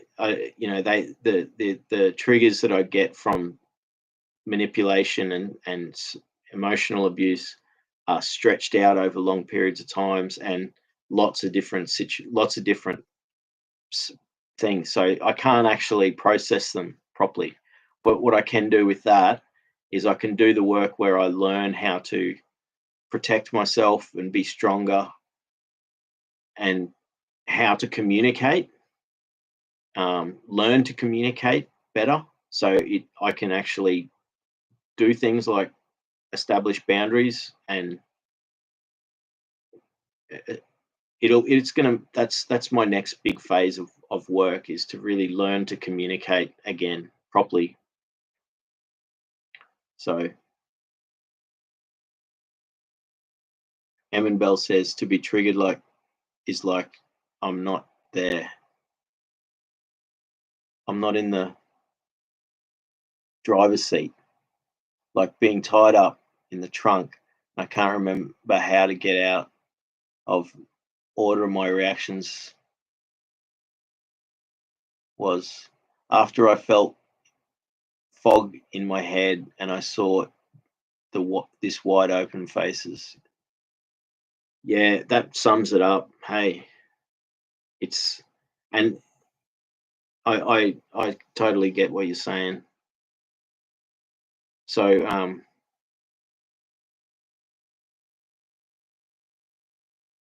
MJG says, "Dear Luke, I have to go. See you next time." Thanks for your comment, and thanks for being here. Like, it's been great, MJG. I'll see you next time. Thanks for sharing. Thank you for being here. It's been nice. But yeah, but what you said, Em and Bells, is so, I totally get that. Hey, it's like being tied up in the trunk, and then other times you get the fog. That's another. So that's dissociation and dissociating. And that's a big thing. I would do that often. So, and that's usually my response from manipulative abuse, or getting triggered from being in a situation similar to when I was emotionally abused or manipulated. And that's really upsetting for me. They're the ones that I can't I'm really got to work on, and that's the next lot of work I'm going to be doing, is making myself stronger as a person. And I think MJG just left. It was great to have him there here. Emin Bell says, "Have a good day or night, MJG." MJG says, "Thanks, Emin Bells," and bye, Alex. Alex says, "Bye, MJG." Alex says, "Yeah, the fog that lingers. Wow, yeah. Hard but slowly, my thinking is clearer. Grammar and spelling has improved since my memory is working better." That's awesome. See, it does get better. You know, there is hope. It's great hearing that. But certainly um, that that's such a good comment, Alex. And that's referring back to what Emin Bells was saying. Is um, it does it fogs your mind and you can't think properly. And I had I think it was, yeah,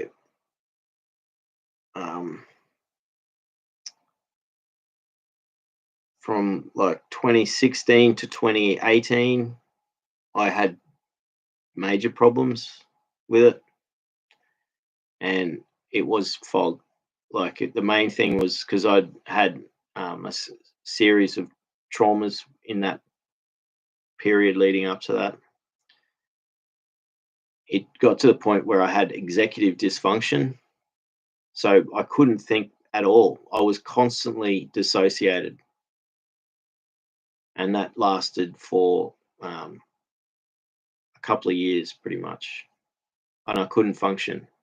And it resulted in me. I was trying to study, and I couldn't study, and I ended up failing the course because it took too long. I still learnt stuff from what I was studying, but like the fog was just dissociation, and it's the worst. And that's I shut down and dissociate when I get triggered by situations similar to situations where I had been manipulated in the past. And that's really hard to break. That's my next thing. And that's, again, like I was saying, I've got to learn to be stronger and learn to set barriers or create boundaries, and learn to communicate. And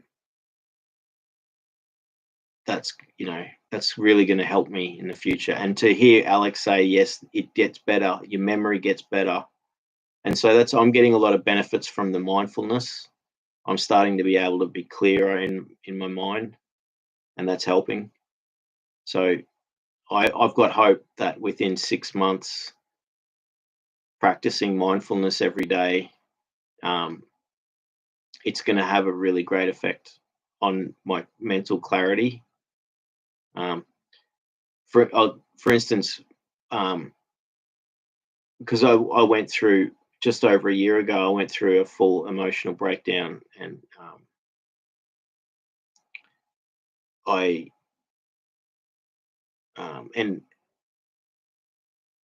had a accident. I self-harm type thing. I ended up in hospital, and then I didn't recover.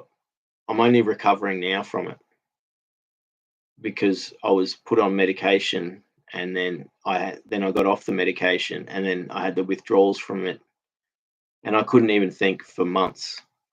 And it was the worst time in my life. And I'm so glad that I've now got mental clarity back, and it affected my memory.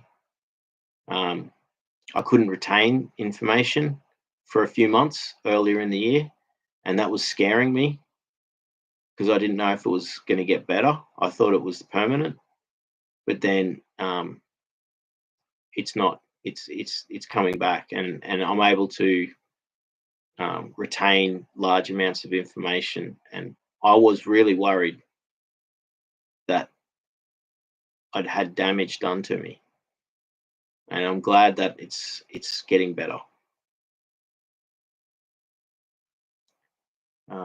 But yeah, that's great that Alex, that your memories and your clarity and grammar, spelling is my grammar and spelling's improved too. I've noticed that.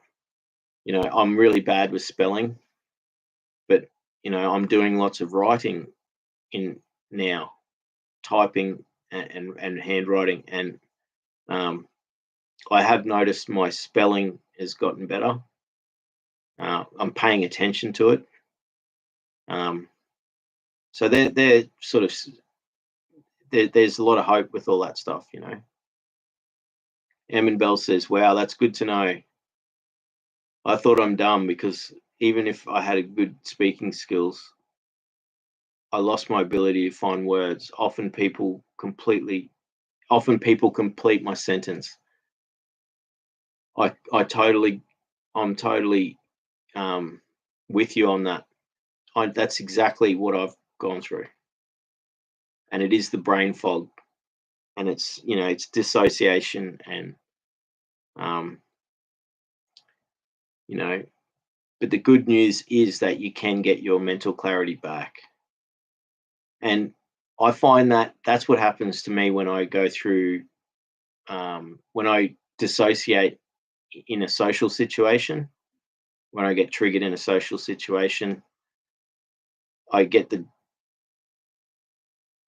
dissociation, and then the brain fog, and then I can't think properly, and then I can't speak properly. And then I worry about, like, what are these people thinking about me? Because I've suddenly been talking away, and then now I can't even put a sentence together. So I totally get what you're saying. It's the worst. That's the worst thing. But you can get better, and um, for me, it's when I get triggered in social situations. Alex says, "Yeah, Em, it's like all the trauma I struggled with the same. Never understood what was happening." That's again. This is it's it. That, you know, this is exactly what I've gone through, and so we're sharing our experiences. So we know what it's like. We know this is what happens to us, and again, the good news is that we can get our mental clarity back. We can work on these things. Um, but what you're saying is so true. I never understood what was happening either, Alex. And and the worst thing is it went on for years. And I just thought it was just this thing. And I knew I was getting triggered, but I didn't know, like, I sort of knew why I was getting triggered, you know, but I couldn't do anything about it.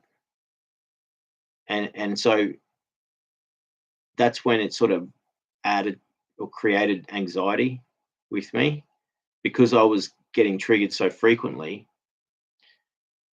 I would withdraw from social interaction because I didn't want to appear like I couldn't speak, or I didn't want to go through that dissociation in that scenario.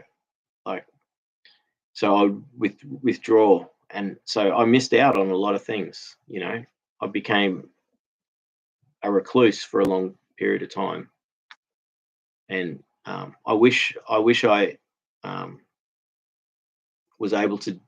I wish I knew all this stuff. I wish I knew about it like 30 years ago. I'm 46 now. If I'd actually had proper help back then, my whole life would have been different. You know, but I can't dwell on that. I'm here now. I'm fortunate, and I'm glad I'm alive. I'm glad that I've got to this point of healing, and I'm glad. So like I'm able to talk in front of you. Sorry if I just keep scratching. I've, you know, I'm self-conscious and I've got a habit at the moment of doing that, and now I'm noticing it. So it's pretty bad. Um, but yeah, Alex, that's it. Like, never understood what was happening. I never understood what was happening. I just I just had this thing where it was like, oh, there's I'm in this state and I'm frozen, and that's when I would be in the freeze, you know, freeze state. And the other thing is the fawn state, and I would do that a lot, and that would happen, and it was embarrassing for me, um, because I make a fool out of myself. Like I go over the top, um, trying to please people, um, or um, I would demoralize myself in front of other people. I'd put myself down in front of other people, or I'd act in a silly way, and it would often be when I was triggered by a narcissist, this goes. Most of this stuff is the manipulation triggering. So and my response would be either brain fog and dissociate, or I'd go into the fawn state, and I would people please and start acting really silly in front of people, act like an idiot. I would act like an idiot, or a silly person, and it was a trigger response that I developed from from being bullied. So I've worked out that I could stop the bullies if I was being bullied and people were making fun of me. If I worked out if I was um, making fun of myself, acting stupid, the bullies would stop actually making fun of me, because they'd just sit back and go, "Oh, look, this person's making look what an idiot," you know. And the same thing would be, and this would happen in workplaces if it was a narcissistic type scenario. I would um, become exuberant, over compensate by, with the people pleasing, and I would act silly, and then I would feel ashamed, and I'd feel ashamed for acting silly, and I'd feel embarrassed, and it was a trigger response that I developed from a young age, and I was still doing it as an adult, and I don't really do it much now because I've removed myself from society to a point where it doesn't happen, because I'm not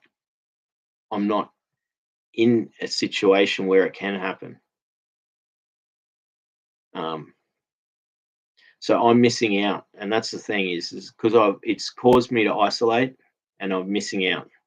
So that's the big thing I've got to work on now is communication, um, being able to um, identify like the social structure scenario, that if it is going to be triggering, or if I get triggered, not to go into the fawn response, is to actually change the way I've literally got to change the way I react, and that's going to be my big thing. So now that I've almost finished processing the main traumas that were events, like more single events, very traumatic things that happen.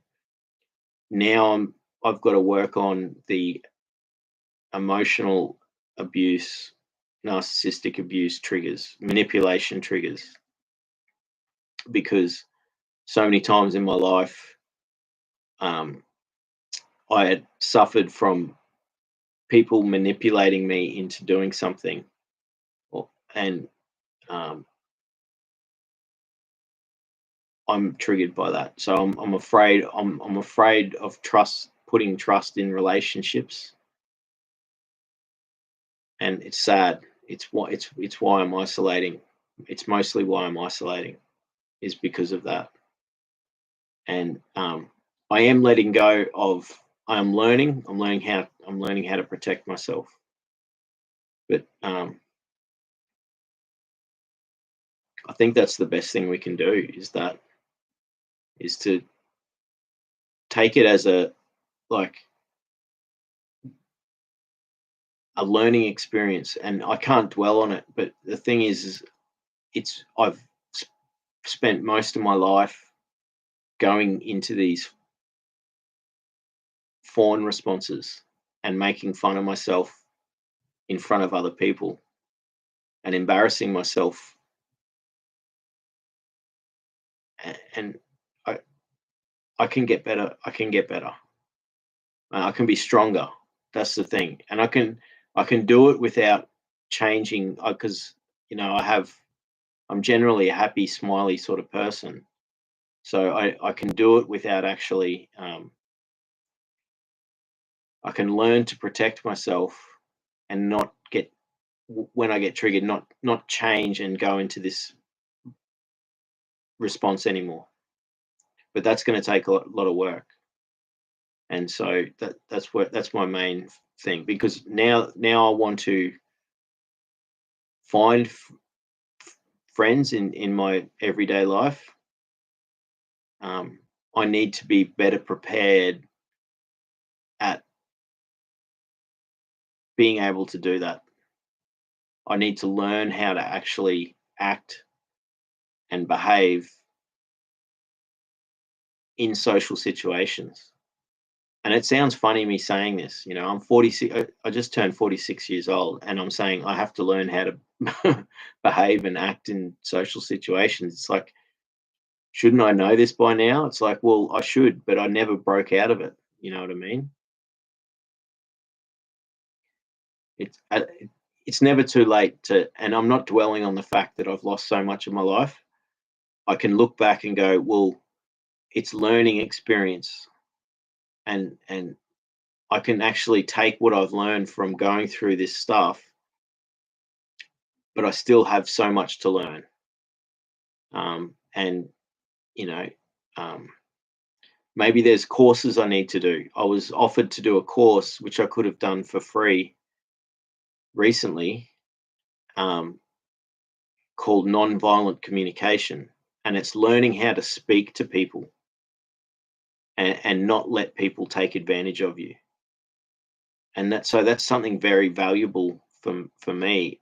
I couldn't do the course because I would have had to have driven um, too far to go do the course, and I can't really leave the house much anyway because I'm my role here at home, and so I had to say no to doing that course, even though it was offered to me to do it for free. And I really wish I wish it was done through Zoom or something like that. I would have done that, but um,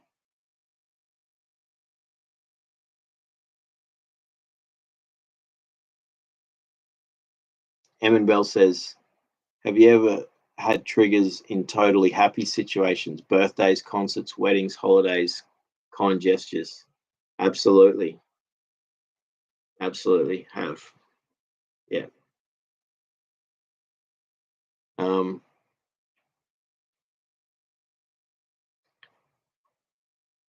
I, yeah, that's the worst when that happens, because when it happens in that time, especially if it's centered around you, it's even worse. But just if getting triggered at those times when they're meant to be happy, joyous, celebratory times and then you get triggered, it wrecks the whole thing. It wrecks the whole thing. And that could be birthdays or Christmas or, um, you know, with things like concerts, it's been anxiety attacks has been the main thing. That's a really good question, M and Bells, and it's really sad, but yes, in fact, it's happened so much that I get anxiety towards certain times of the year, and that it's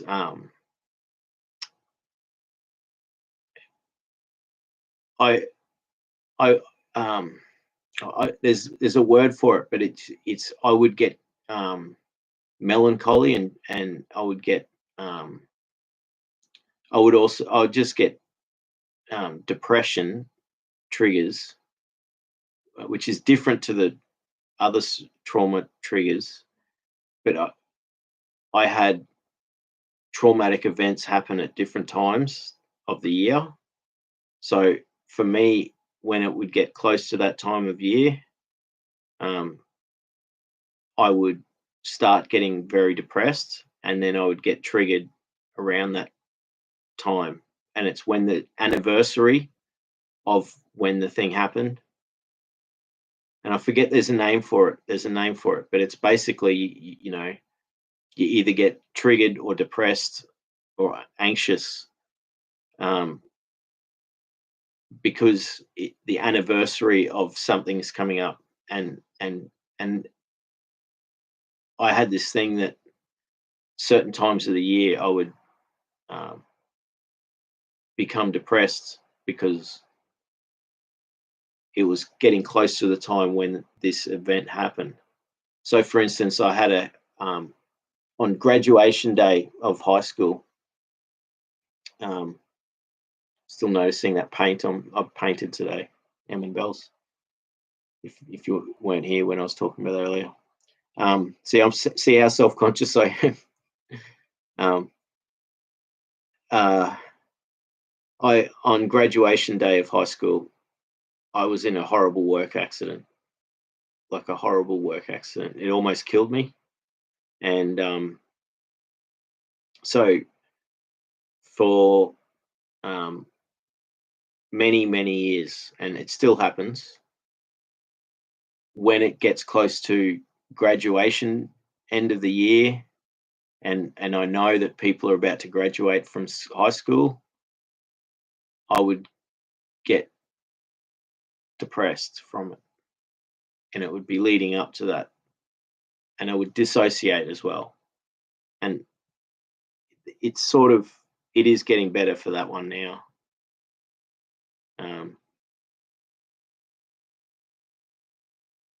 But I definitely have that, and I wish I knew the name of it. It's calendar anxiety or something like that. It's something to do with that, and so it's you've associated a trauma with a particular time of year or a date of, and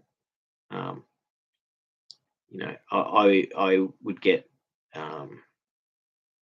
That's a great question. It absolutely happens, and you know, it's sad because it means it's sad when you're you're not looking forward to something that you should be looking forward to because of that. It's sad because it's like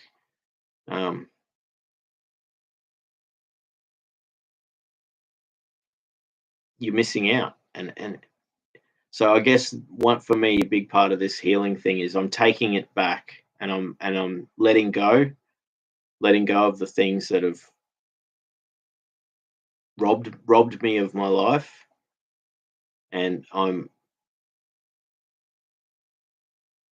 have to just acknowledge that the time's passed, but I've got time to live and to actually start living now. And so that's why I do have a positive outlook towards the future, even though I keep thinking like I've, I wish I had known all this stuff 20 years ago or 30 years ago. I wish I was working on all this stuff. I can't dwell on that. If I did, I would become very depressed. You know, we just had Father's Day, Emin Bells. Here's a classic example. And I should have been a father, and it would have been my 22nd Father's Day. And I get triggered because of Father's Day, because um, I should have been a father, and that was taken away from me. I won't go into details, but um,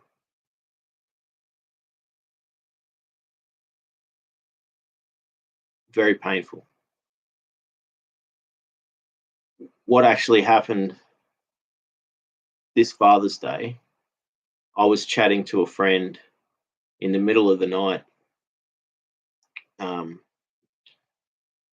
typing away, you know, and we were chatting back and forth, and she was sharing with me her some of her personal struggles and painful things, and I didn't even realize it was Father's Day, and because it was like so early in the morning, and um, I told her about this thing where I was meant to be a father, but it this thing happened, and it and so I held on to that for 23 years, the pain of what I went through with that, and this person I was talking to guided me through this the pain of it and letting go of that pain, and I was able to process the trauma, and this was a week, uh, you know, just over a week ago, and that is exactly what every Father's Day I would think that, you know, I should have been a father, and yeah,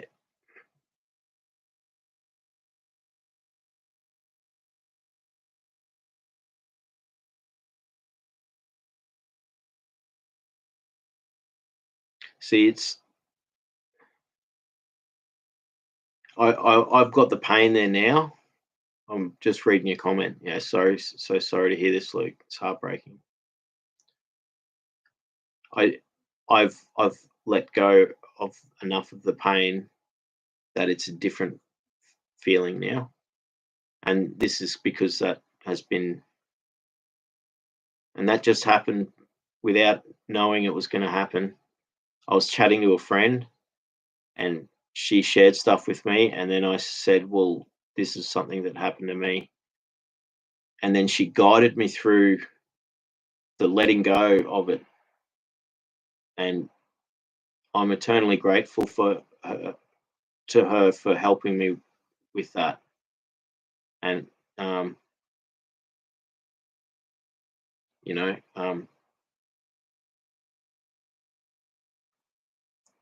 so yeah, and I sorry if I I keep saying sorry, but like, um, and I'm a little bit dissociated now at the moment, But at least this is a good thing actually, is that I can identify my current emotional state and my conscious state right now, and it shows that I have actually processed this trauma, because I can keep talking, and I'm not feeling this. Normally, I'd be a wreck and I'd be a mess and I'd be crying. So I'm not crying right now. So that shows that I have let go of that, but it has been there for that long. You're surrounded by good people. That's good. Yeah, I am so fortunate for that. Um, and that's I guess that's why I'm so I am lucky, and I've got to take this opportunity to really keep doing the work. Now I'm at this point, like I can't give up, and I won't give up now. And I'm starting to get results, which is another big thing. As far as, for instance, just then when I talked about this painful thing, I was able to identify, and I've did a I scanned my body for emotions, and it's a different sort of pain. I know that I've let go of that pain. So it's still painful, and so it's confirmation that it has actually been processed as a trauma. And that's a sad it's sad when you think you've processed the trauma and it hasn't, like it reemerges and still affects you. But I think I've finally let go of this, and it's going to be something. But yeah, thank you for your comment. And I'm surrounded by you good people here. You know what I mean? That's it gives me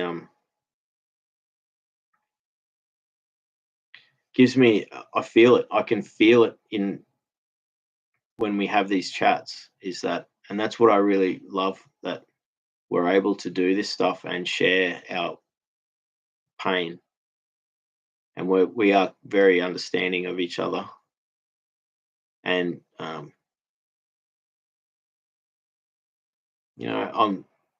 really glad that I just a couple of months ago, out of the just for I just thought, I'm just going to do a live stream.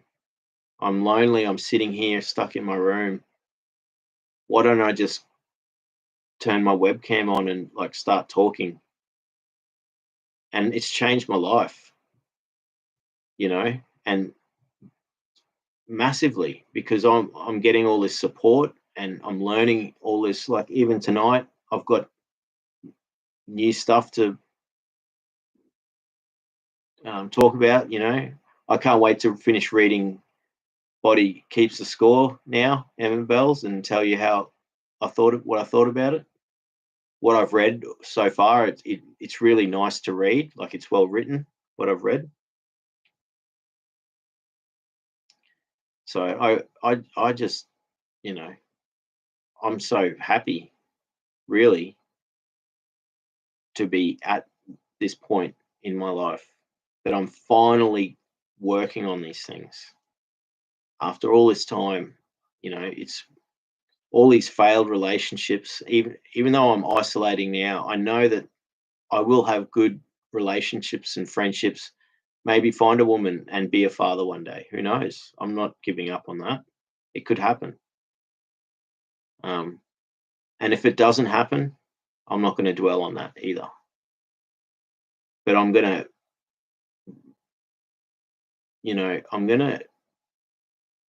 live a good life, you know. And 6 months ago, I didn't think any of that was possible. And, you know, 2 years ago, I was going through hell, and, you know, I didn't think anything was possible at that stage. So it's amazing how far you can go. And especially like me in these last 9 months have been a massive 9 months, especially the last 6 months have been massive. And then it compresses down to when everything sort of led up to the point where I finally, I'd been doing all of this research and healing. And then I started doing these video streams, and then all of this amazing stuff's happened. Like we're sitting here now in, supporting each other and encouraging each other and sharing what works and what doesn't work, and giving each other hope. And, you know, it's such a great thing, you know. So I've got a lot of hope for you guys, Em and Bells and Alex. You know, we've had, there was 4 people in the stream just before. We're down to 3, but like, to everyone, you know,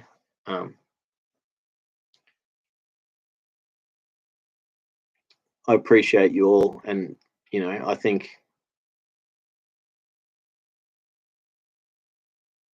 there is good things for all of us, you know. And we do struggle, you know. For and for me, you know, the big thing will be moving forward will be learning how to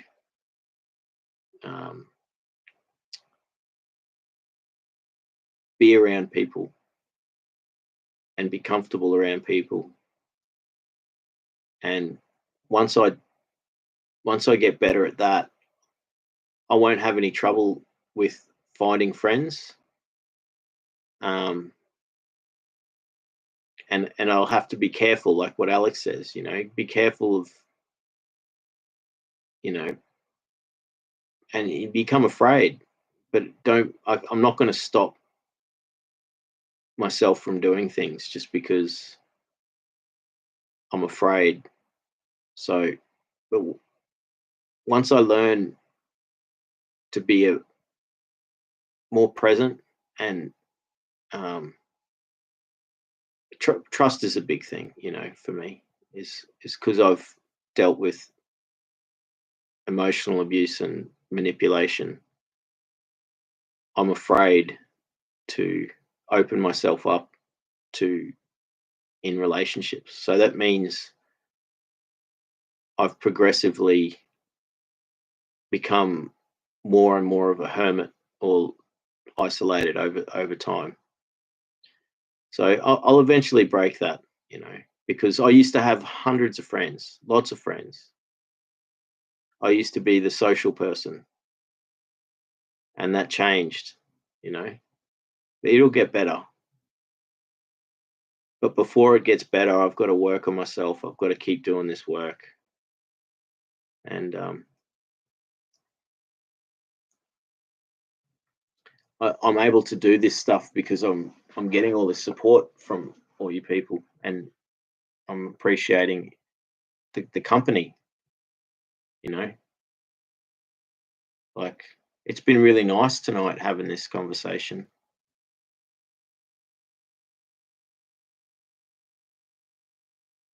It's like 4:41 in the morning now. So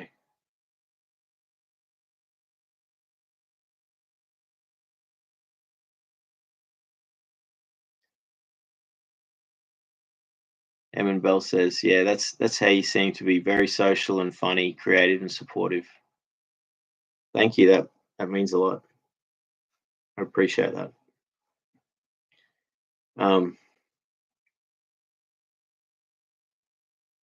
That is me, you know. And that once that's the beauty of this, is that I'm not afraid to be here talking. I couldn't walk out into public right now, but this is, this is the happy, friendly, social, funny me.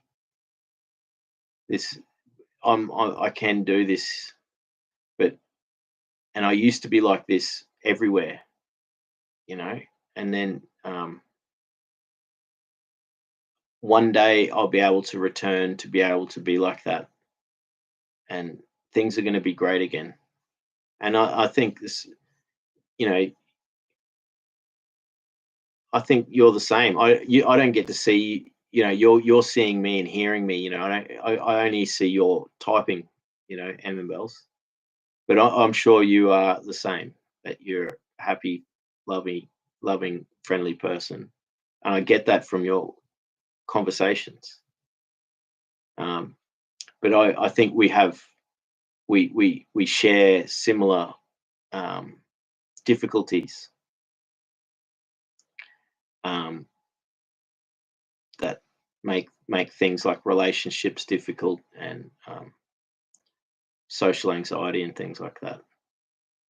So, there's hope for both of us. That's what I'm trying to say. Is and for instance, we're all working on ourselves. We're working on this, which is great. And we're identifying things, but it is overwhelming. It's not easy, is it? And I can tell that from the things that you say. The things that you say are exactly the things that I'm going through with stuff. Like, when you're talking about earlier about the problems of, like, being triggered, or in a social situation, and then not being able to talk properly. Like, you lose your ability to speak fluently, and you then become self-conscious.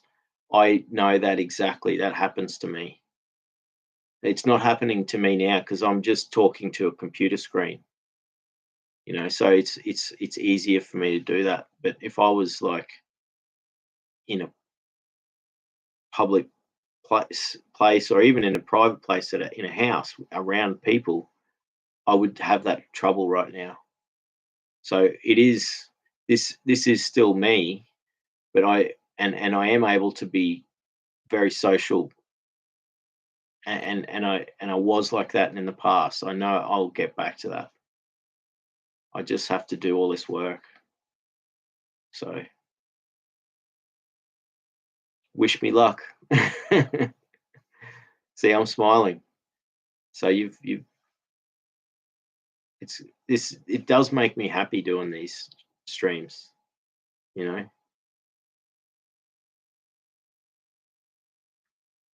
Emin Bell says, "Yeah, I looked at the photos from my youth and asked myself, who is she? Going to concerts, even alone, festivals, and now I'm stressed out in crowded places." It's exactly me. It's exactly me. That's exactly me. You- I know what you're saying. It. I used to go to music on my own. I used to go to gigs on my own all the time, and I used to go to the festivals, and nothing ever. I was in my element. I'd love it. I'd be running around. I'd be chatting to strangers, and making friends with people that I met that day, um, and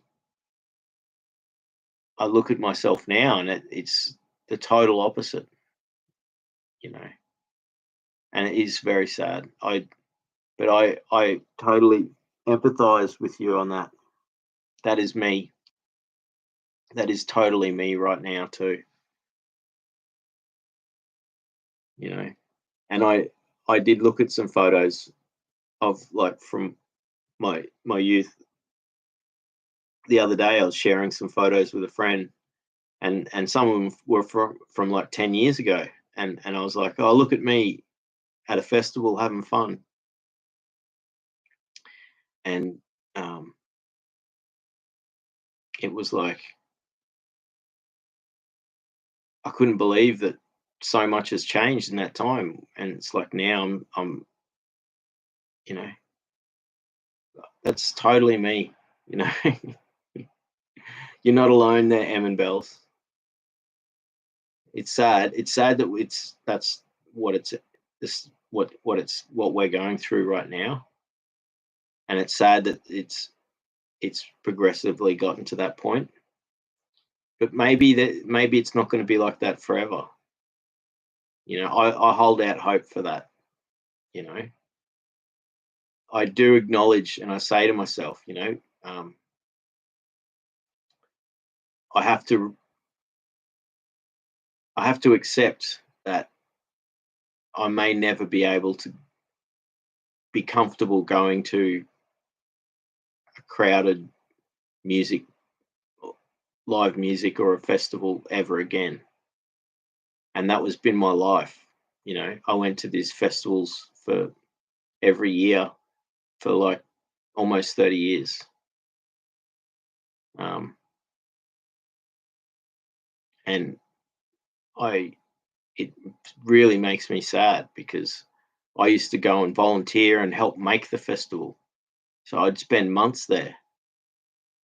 Like I'd go up for like a month before it and stay for a few weeks after the festival and help put it on. I'd be part of it. And I did that for like 26 years or something. And um, I couldn't do it anymore. You know,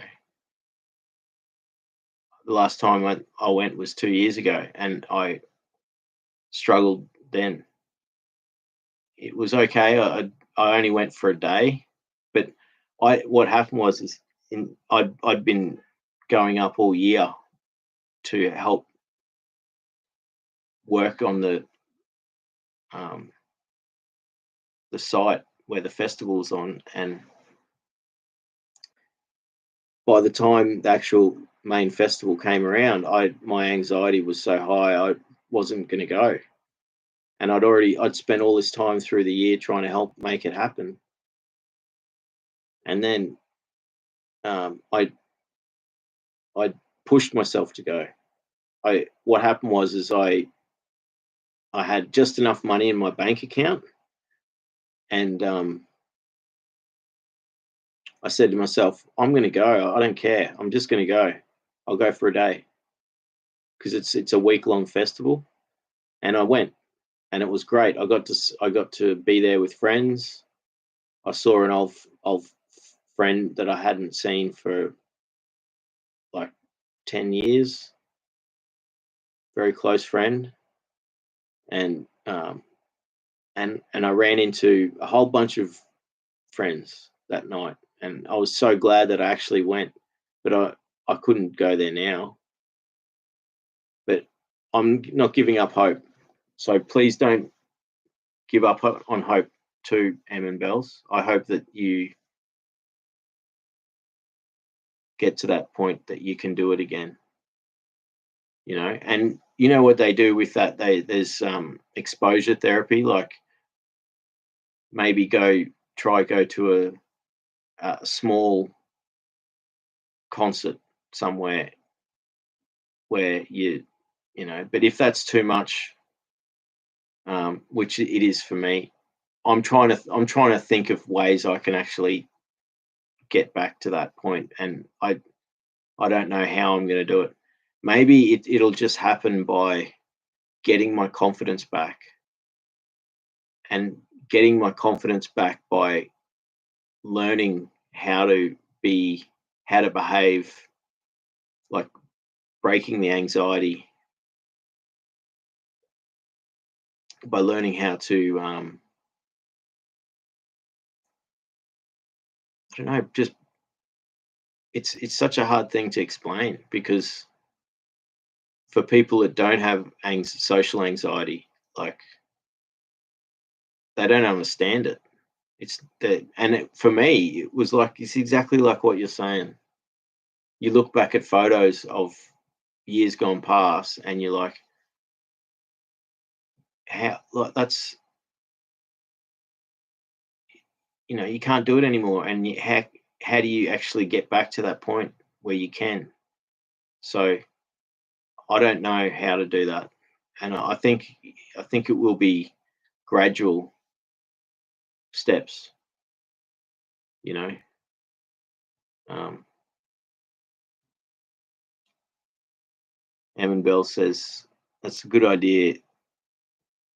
Setting realistic standards. It doesn't have to be a concert, maybe a market. That's a great idea, because there's often a bit of music at a market too, so you might get to see some music.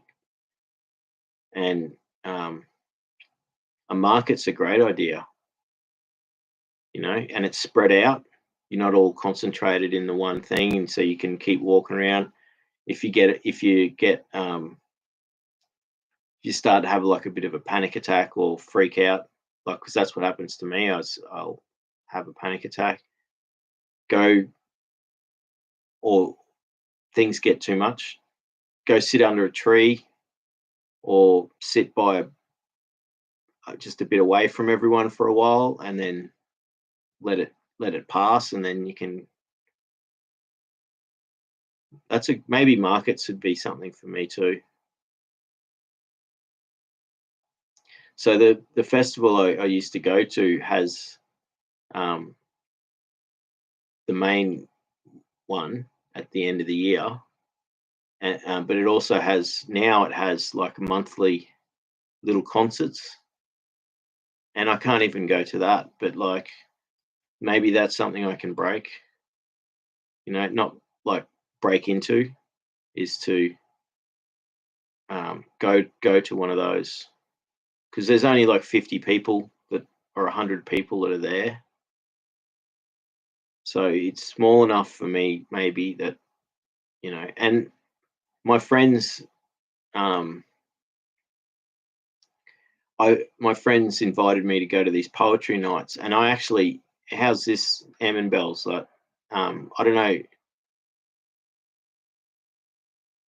in the last 2 years, um I've gotten up on stage 6 times and read my poetry at this poetry night. And I I don't like, the last time I did it was at the start of this year. I can't remember, February, or I'll have to look it up when it was, because there's been so much going on this year. I actually went to it this year, and I felt comfortable. I actually went. My father came along there with me, and I was really proud to actually do it, because I'd gone through all this drama in the last year, and been in hospital and all that, and it was a big thing for me to um, go to this poetry night, and that's the last time I've been to anything. But that was only just this year. So, but the beauty of this poetry night is it's very safe, it's very welcoming, very friendly, you know, and um, I was able to like just get up on stage and read my. I recited the poem. I knew it in my head, so I was able to say it, and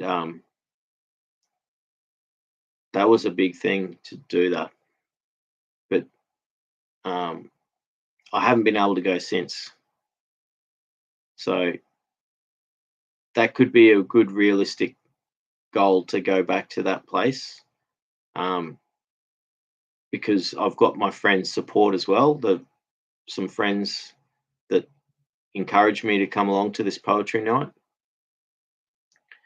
So I will try to go again. I will try to go again this year somehow, and I can do that because it's such a safe and friendly environment, and that the other good thing about it is the venue is it has booths, like and chair, like it's not like big bright lights and everyone's all on in the one spot. So I can actually go and sit off to the side and not be in this massive place. And even it sounds so strange, like having a massive anxiety, but still being able to go on stage. But it was only because I'd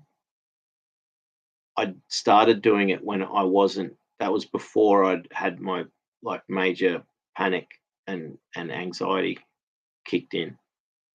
So it was like I started going there 2 years ago when everything was still okay, and I could do that. And things started getting worse, and it was like I couldn't go anywhere else, but I could still go to this thing.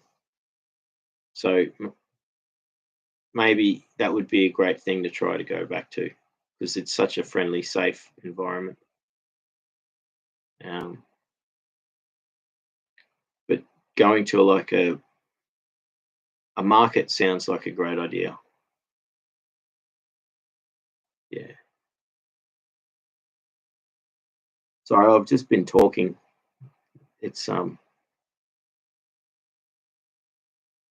that's great, Luke. Wow, how's the feeling of being on stage? I'm glad you feel safe there. That's it it it's pretty terrifying, but like I think probably because it is such a friendly environment that takes away some of that fear. Um I didn't get like full on, my heart wasn't racing and I wasn't trembling. I had the confidence to do it, and I didn't look at anyone. I wasn't looking at people. That helped. Um, so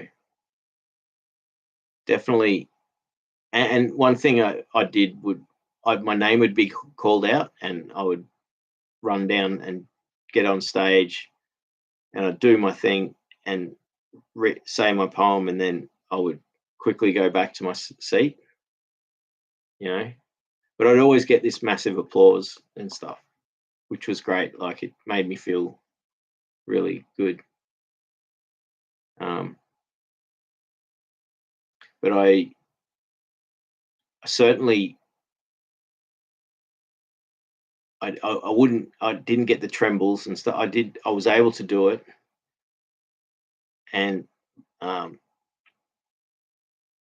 the biggest problem I had was I would say my poem too fast, so I had to keep saying to myself, slow down, remember to speak slowly. So, but it was great. So hopefully I get to go there again. Maybe towards the end of the year. They've got a couple more. They do it once a month, so I'll speak to my friends. I've written down on my thing here to call my friends to reconnect. That's something that happened tonight. Is to remind me to call my friend and give him a call. And I'll say we got to go to this poetry night before the end of the year, and that will be a challenge for me to do. So there's actually a video on my channel of me at one of the poetry nights. I'll find it and put it in the thing. But I've got a playlist which is poetry and spoken word.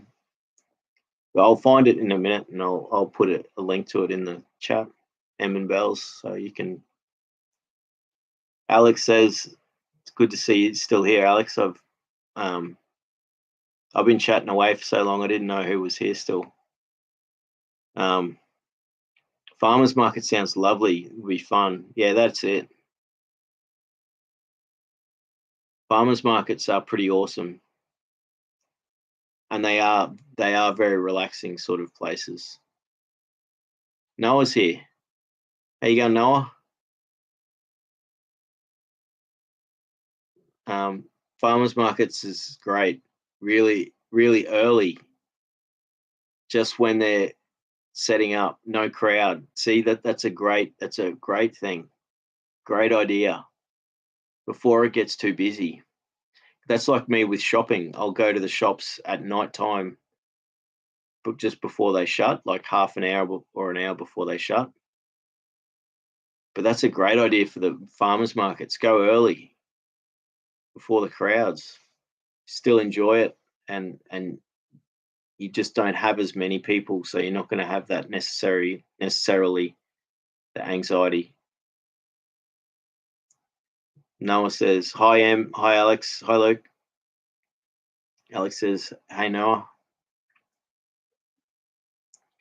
Noah says, "Already a happy day hearing you guys." Oh, that's awesome. I had no idea I was going to do this stream tonight. I was feeling a bit like lonely, and I've got insomnia. That's why if you saw the picture of the thing, it's like me going, I want to sleep. It's 5 o'clock in the morning here in Australia. No, so I haven't slept, and I thought the insomnia was gone, but it's not. It's still here. So that's awesome. You've made me smile. So it's it's good that we can all make each other happy, and such a good thing. Emma Bell says hi Noah with the smiley face. Noah says yes at night at the grocery store. Yeah, totally. That's me. Totally. Noah says, poor thing, at least you'll sleep well. Yes, I will. Sorry, the love heart thing there, it covers up the last um, word, so sometimes I find it difficult to read. Yeah, we'll see. Noah, normally you're in the States, so like you and Alex is in the States as well.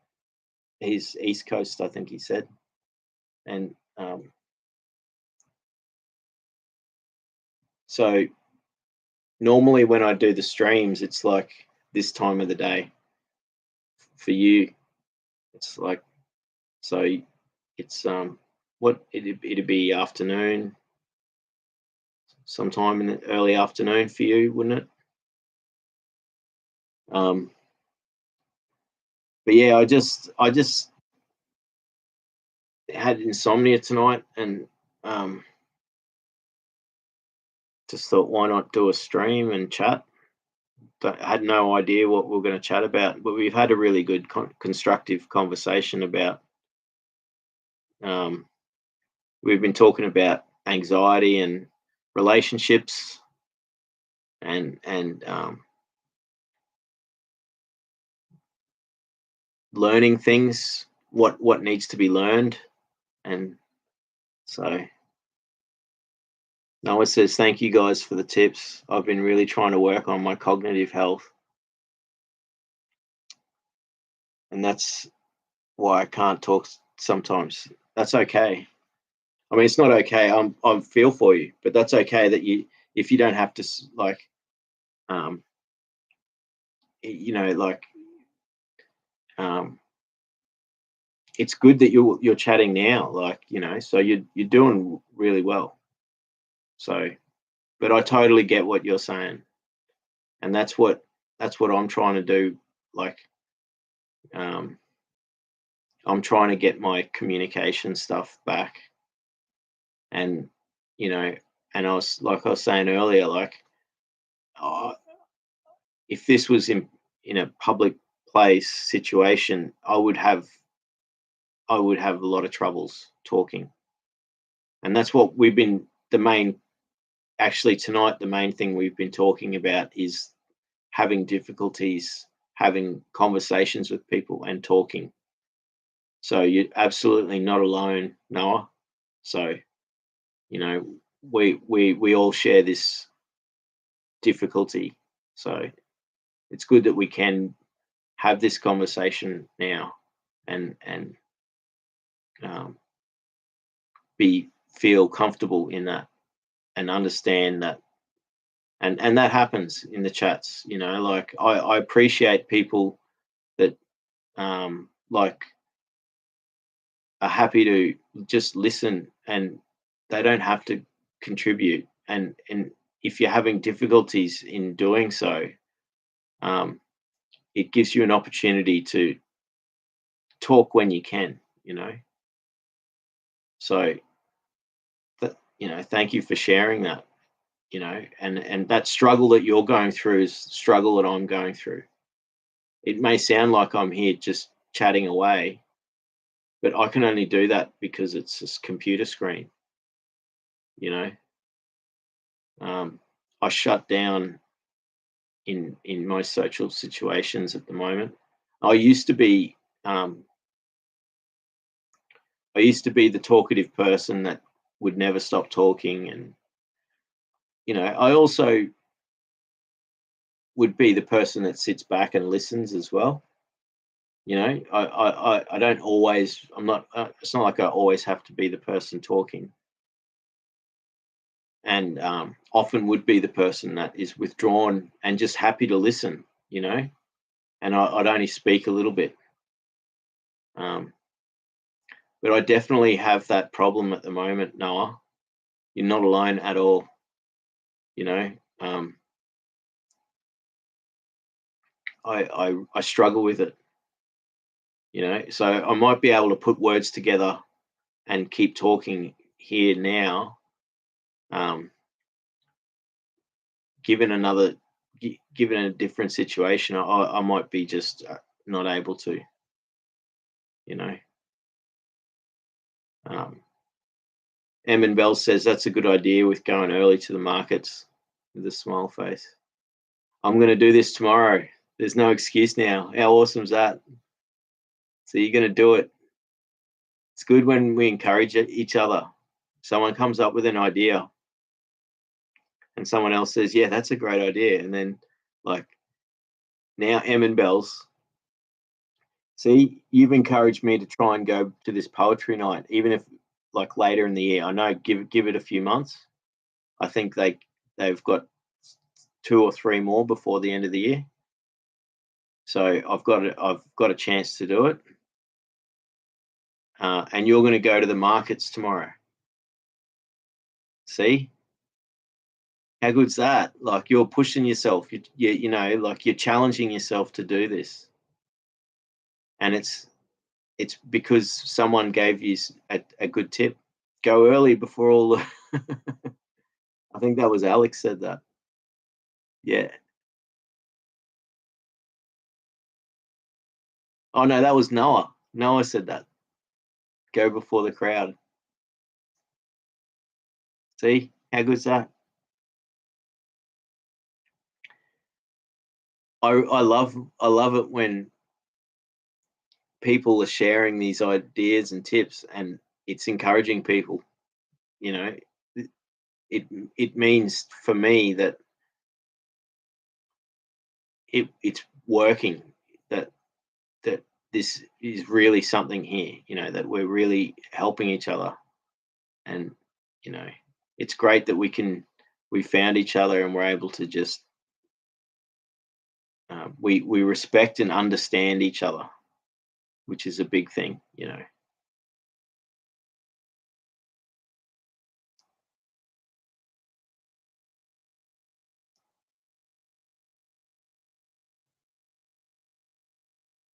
I'm so excited. Emin Bells is going to go to the markets. No excuse now. That's it. You've told us, so that's it. And it's like with me with the thing. I've got to go to this poetry night now. Noah says, I listen more. I think since it's hard to convey what I'm trying to say sometimes because my brain is all over the place.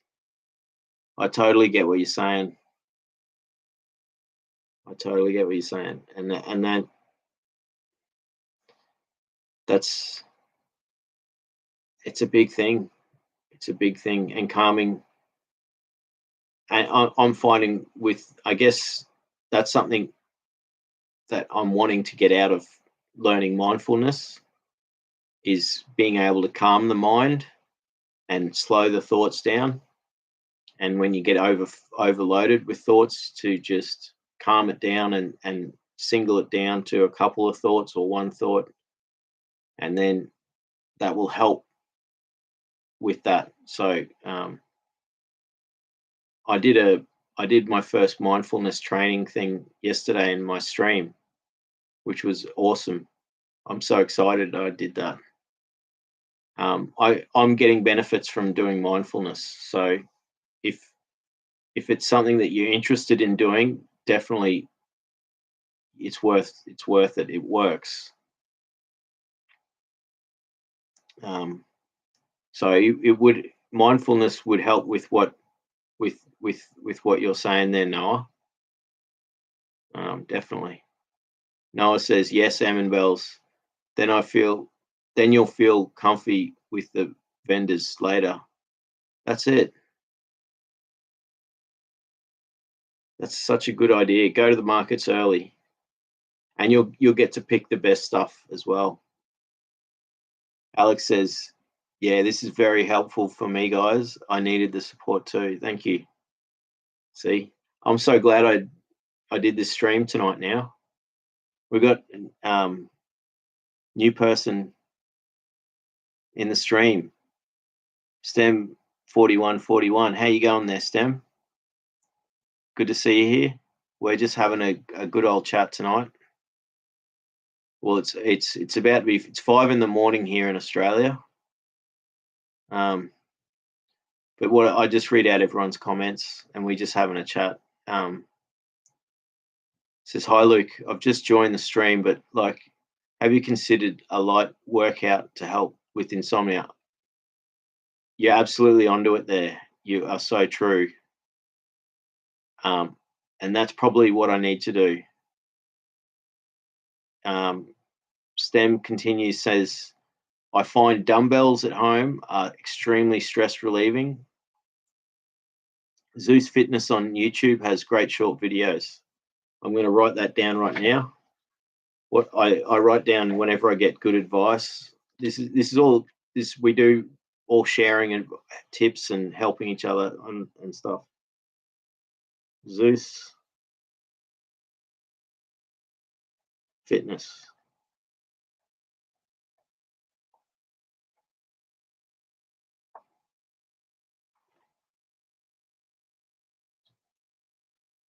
See, I've got to call a friend of mine. This is stuff that's happened from the chat tonight. I've got to call a friend of mine tomorrow, and I'm going to talk to him about going to a poetry night before the end of the year.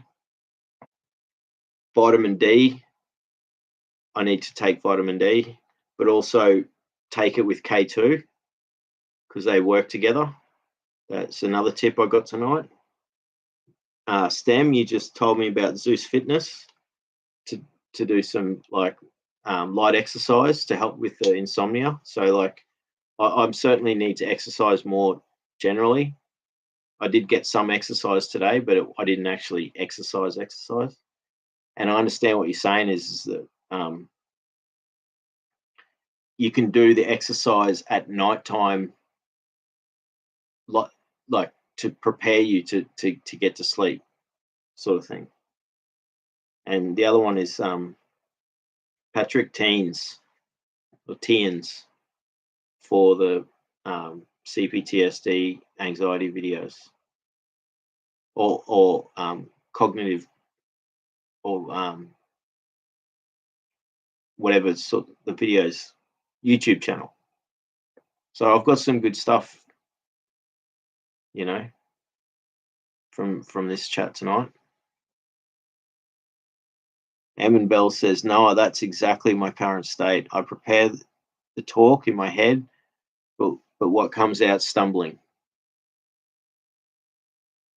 I'm hearing you both, and that's, it might not sound like that because you hear me here talking for extended periods of time, but that's only because I'm talking in front of a screen. It's easier to do that, and I've been doing it now for a couple of months, and I've gotten used to being able to do that. I have that difficulty with people and talking to people. So you're not alone at all.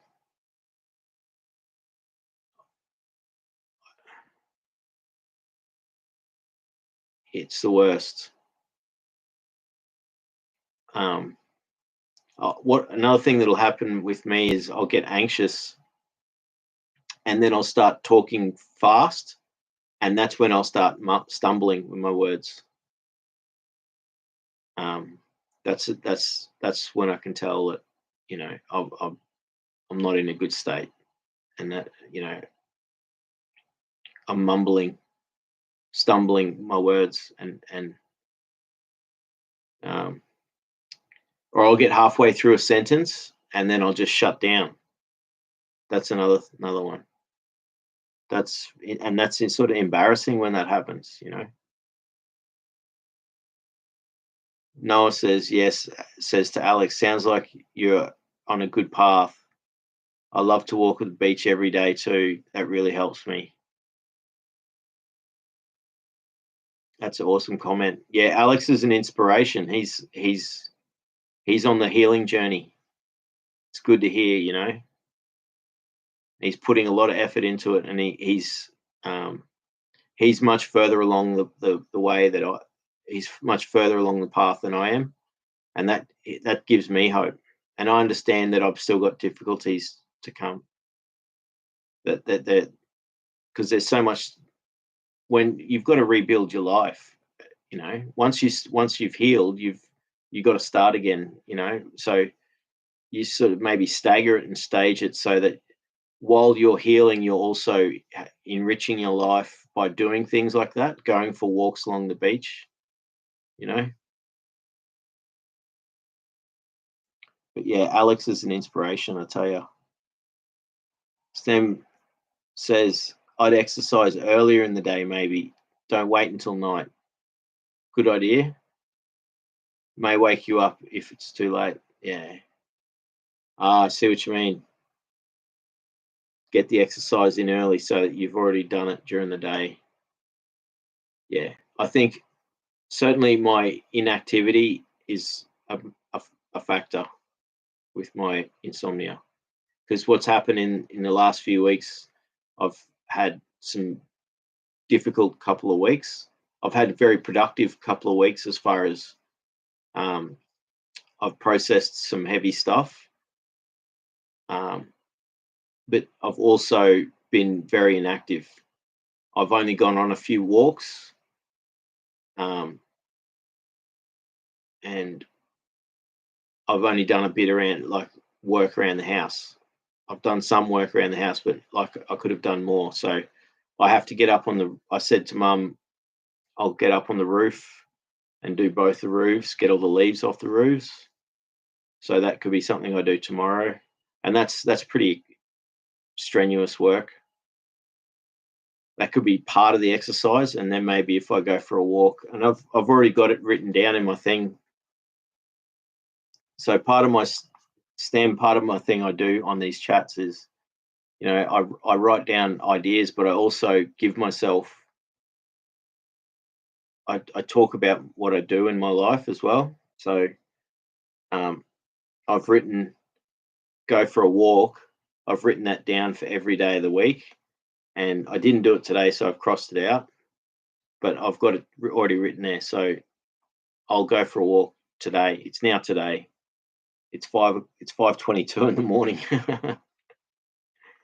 So I will get some sleep. I'll get 2 or 3 hours sleep probably, and then when I wake up, or I'll go for an afternoon walk if I don't go for a morning walk.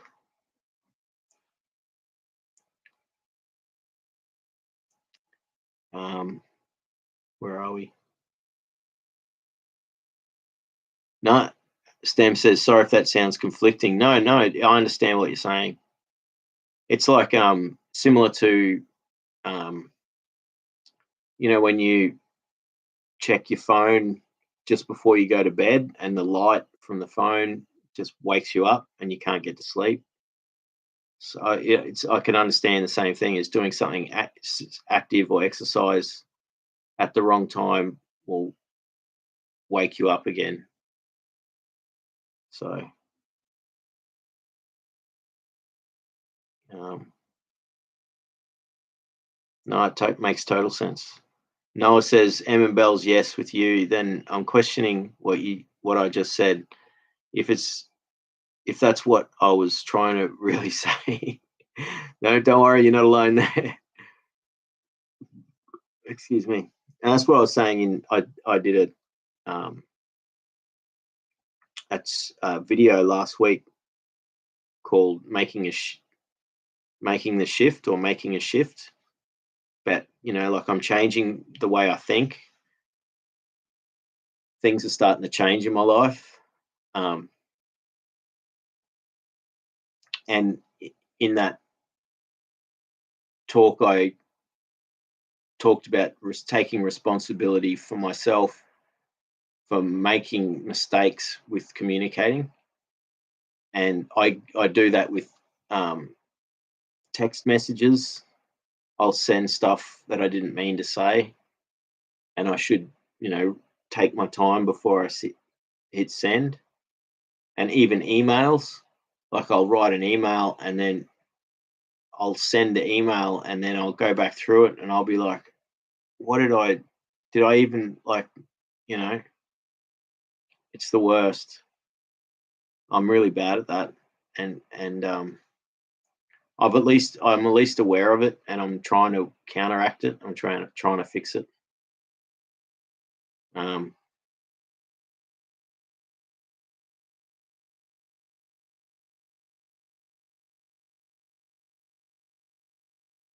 Noah says, hi Stan. Oh, it's STEM. Sorry. My eyes are a bit blurry. Hi Stan. I don't know why I said Stern. See, now I'm self-conscious now and Emma Bells. I'm worried about I'm not even reading things correctly. It's okay. Don't worry. See, I get so self-conscious, but at least I can laugh about it. Alex says, yes, Dem, a workout releases cortisol and that keeps us awake. There you go.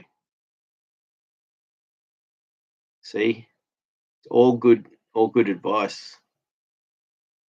Emma Bell says, yes, but Emma Bell says, but anxiety does the same, right? Like keep you awake. I think anxiety does keep me awake. I think that does. It does, you know. Emma Bell says, hi, Stam. Stam says, hi, Emma Bells. Stam says, you're fine. Don't worry about it. Yeah, I get so self-conscious sometimes, mate. Totally. And it's just me. But I need to just not worry and not care, like be happy and not think that people are judging me. But I that's my anxiety. That's what happens. It builds up, and then I even become clumsy when I get anxious and then I start fumbling. Stam says, "Yeah, thank you, mate." You're among friends who wish you well, and we all make simple mistakes. That's awesome. It's good to know that, because I really appreciate these chats. So everyone's always friendly, and it's just really nice. And I did this chat tonight. Like I was feeling lonely and I had insomnia, so I was like, I'll just do a live stream. I'm not going to be going to sleep anytime soon. I may as well just do something. I just got all these ebooks on my phone, and I was like, I'm too wired to be able to read, so not tonight. But I can talk. I can keep talking. I'll talk till I'm tired. I'm starting to get tired. Like, I reckon if I lay down now, I would eventually get to sleep. So, but I'm happy to keep chatting. If everyone here is enjoying each other's company, and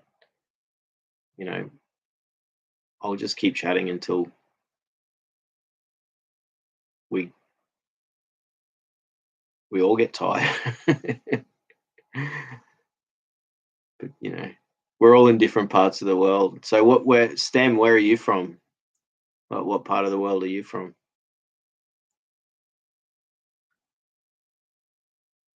We got Emin Bells is Swiss, Alex and Noah are in the States. There you go, Southeast USA. Awesome. And that's the thing. This time of day suits America because it's like daytime there. I've just got the morning birds in the outside my bedroom window doing their chirping right now. What is it? Yeah, 5. It's just 5:30 in the morning.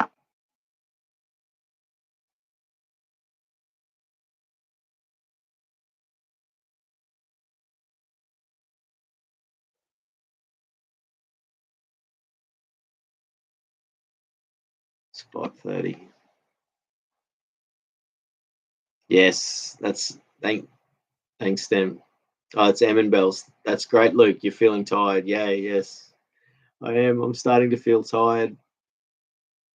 Like an hour ago, I was like, no. I was like, oh, I had no idea when I'd be starting to get tired, but it's starting to happen. And I'm looking at myself going, yeah, I can see tiredness. So Noah says no birds chirping now. It's too hot now. That's it. And it gets pretty hot where you are too, isn't it?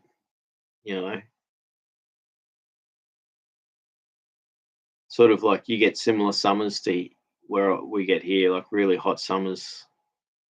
So I'm sure you'll be glad now the season's changing.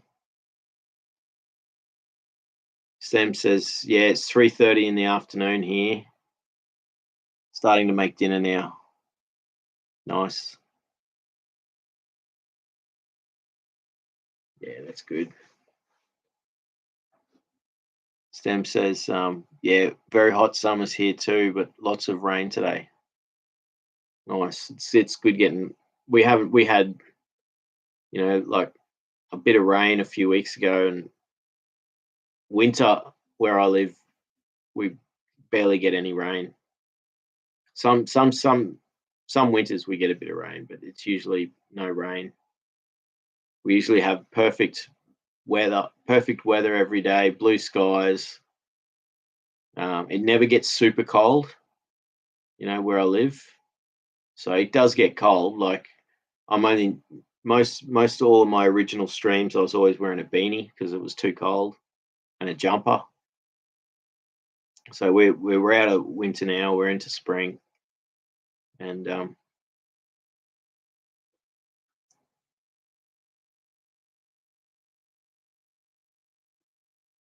Noah says, yeah, it's 91, but it feels like 94.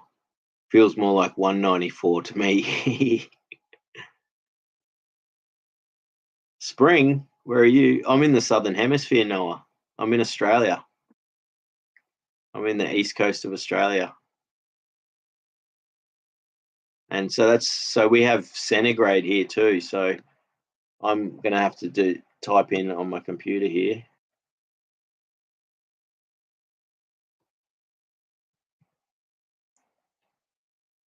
To work it out because I don't know how to calculate. So it's 32, yeah.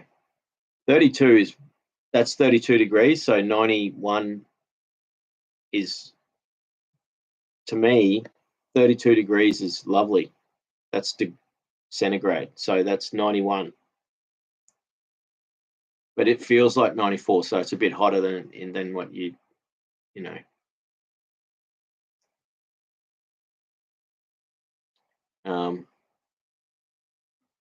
But yeah, I just had to do a conversion there, because in Australia we use centigrade instead of Fahrenheit. So when you say 91 is, to me, summertime, like good summertime. It gets a lot hotter than that, you know. Alex says, yeah, very rainy here too, non-stop. Is that like all year round sort of thing, or just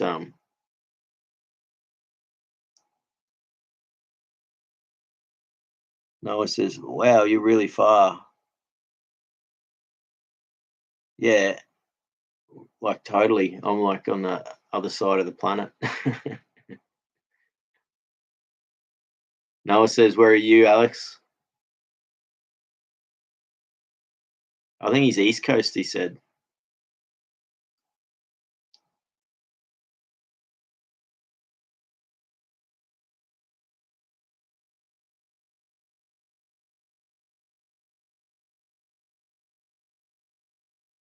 Noah says, Joey's. Yes, as in kangaroos.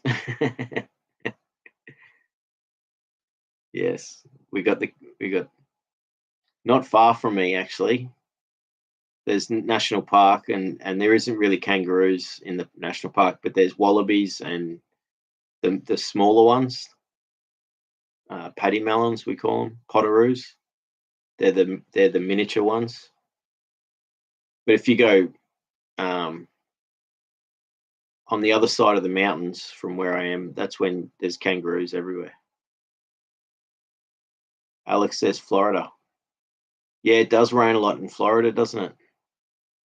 But Florida gets like perfect weather as well. You're in hurricane season. That's true.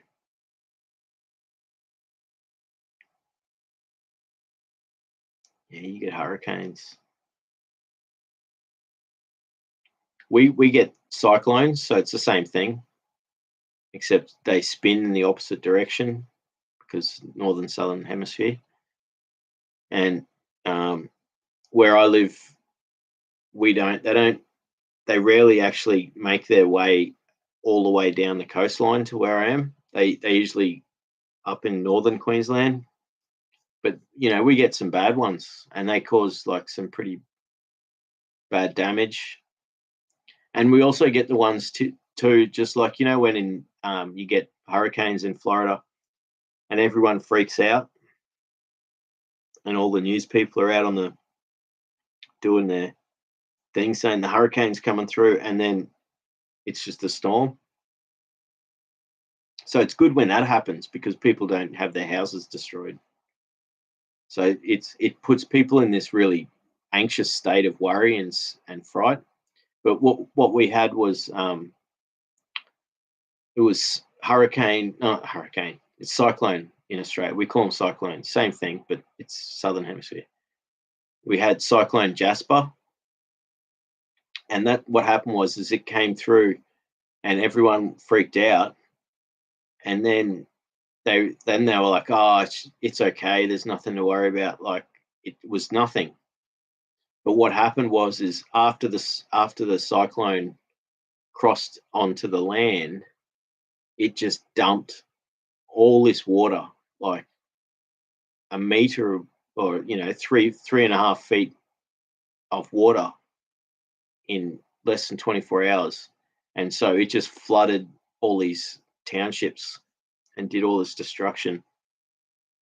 So like, even though the cyclone itself didn't do the damage, 2 days later everything was stuffed. Noah says, oh wow, Florida is hot too, I bet. Hurricanes are scary, I bet too. Yeah, like whenever they do have the hurricanes in America, I used to like watch the live streams of, and they'd be in Florida, you know, mostly. And like I'd be watching the live streams of the hurricanes. I haven't done it for years, but I used to always, you know, check out the live streams of the local news channels, like storm watching. You know what I mean? So I go through phases with that stuff, like earthquakes. You know, like I used to be really interested in earthquakes and like um, I still am, but I'm not following them every day. And volcanoes as well. It's another one. So and it's really interesting, like when you sort of follow, because earthquakes. It's interesting. They can predict earthquakes now. A lot of earthquakes they can predict because it's affected by the sun. So the sun has a geomagnetic storm, and then they then can predict there's going to be an earthquake. It's amazing because it's affected by the sun affects the earth.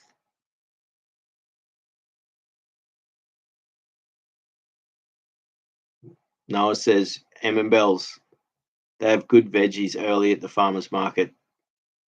Tell us what you get for what you get next time. Yes, she's got to go now. You got to go, and Bells, and that's a really good tip.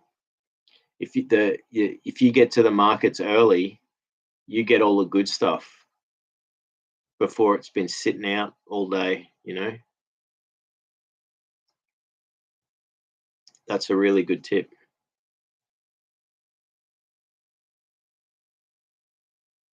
See, we've all sort of, been encouraging each other and giving each other advice and stuff tonight. It's good. Keep challenging each other to do stuff. I've had a good time, and I'm starting to get tired now.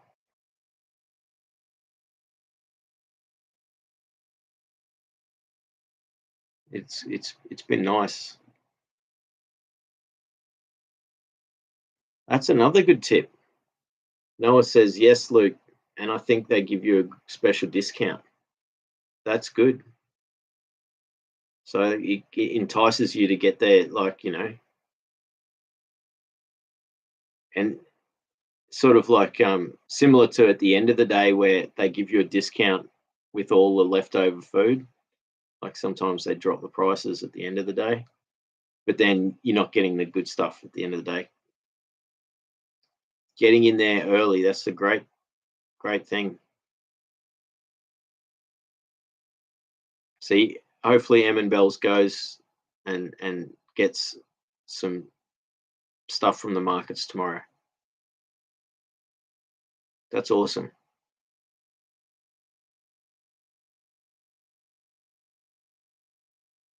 Especially if they've seen you there before. Yeah, that they do actually. I actually did markets for a while. I didn't do like veggies. I sold. It was um, like a science kit. A friend of mine had a business, and he made these little kits. And so I'd sell them at the markets. But I love markets, the food aspect for markets. Vegetables and breads and cooked foods and things. Bells says, "I will, Noah, and I'll let you know then with the hugs." How good's that? See, and I'm gonna go for a walk this afternoon, do my exercise, and I'm gonna look up this. I don't know if Stem's still here. We've only got 3 people in this chat now. Zeus Fitness. That's what I got to look up.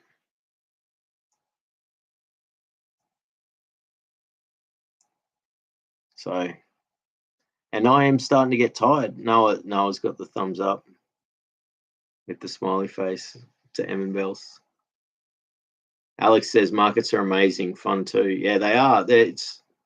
You got the buskers playing a bit of music. You got the fresh food getting cooked.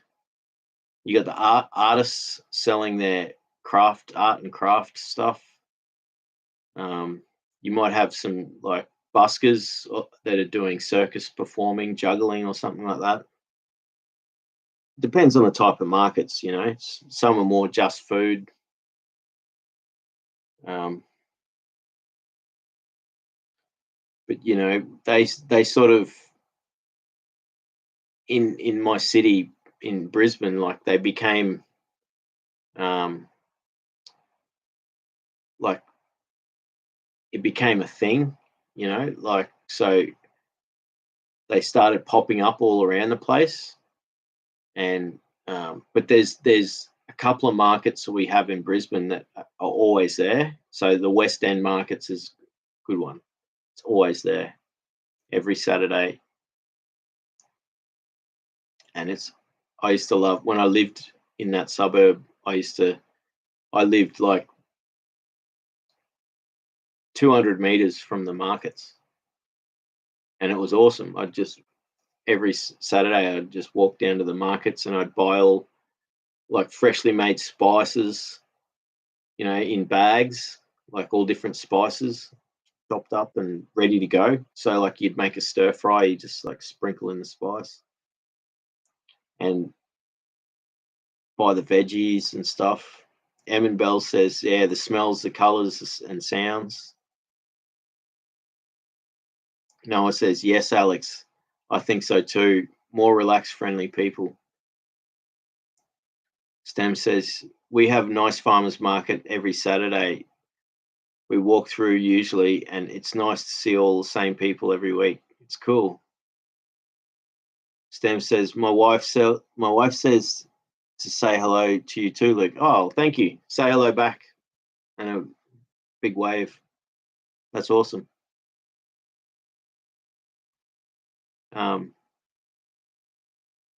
I'm glad you're here. Like it's always good having someone new here, you know. We just have these friendly just chats and sometimes we talk about, you know, stuff we're going through, and other times, you know, like this is great. We're just talking about how much we enjoy markets, you know, and it just reminded me how much I enjoy markets. Emin Bells says, if I ever get to travel, that's one of my favorite things to do. Check out foreign markets. That's awesome. You can really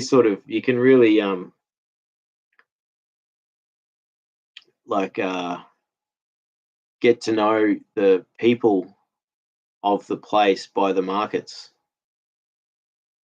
like what it's like, you know. That's a really cool thing.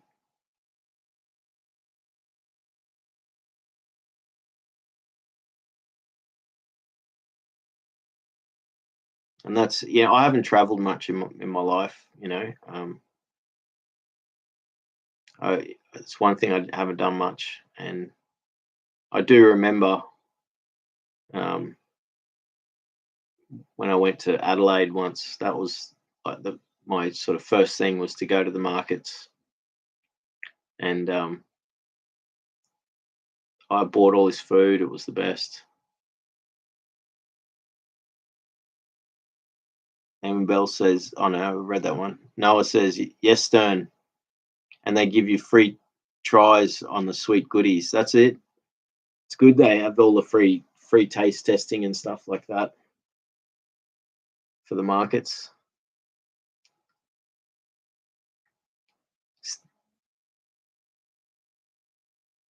Stem says, no, and that's a nice bonus. It is.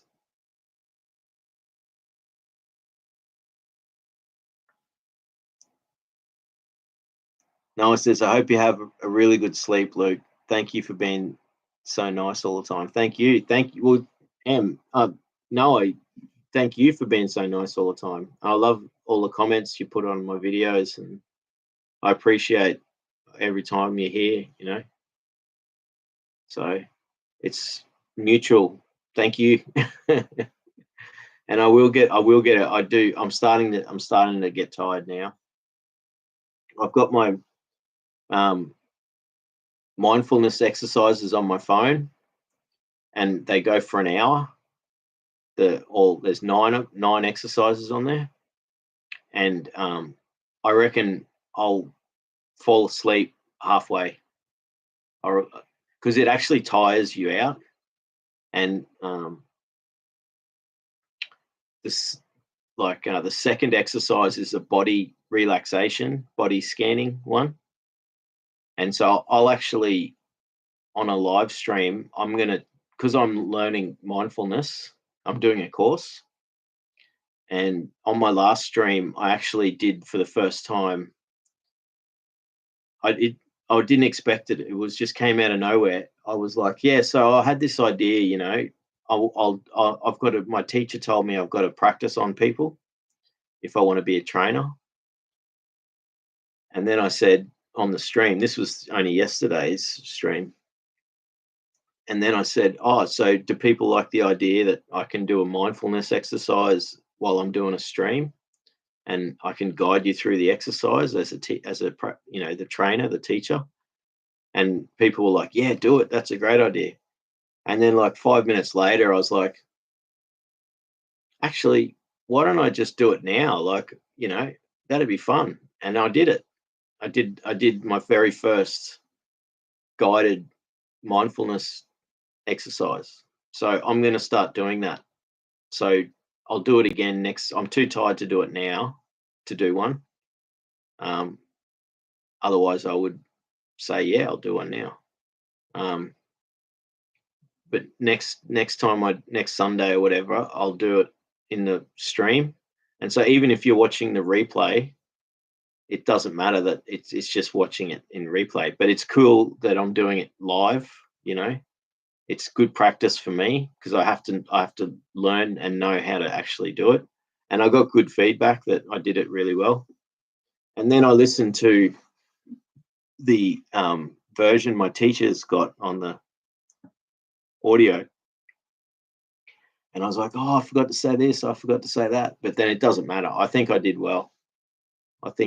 And so that's a really exciting thing now, that next I'm going to do. It was a breathing exercise that I did yesterday, and I'm going to do that again on the next stream next Sunday. And but I'll do the advanced breathing. So it's the same thing, but just a little bit more, a few more things added in.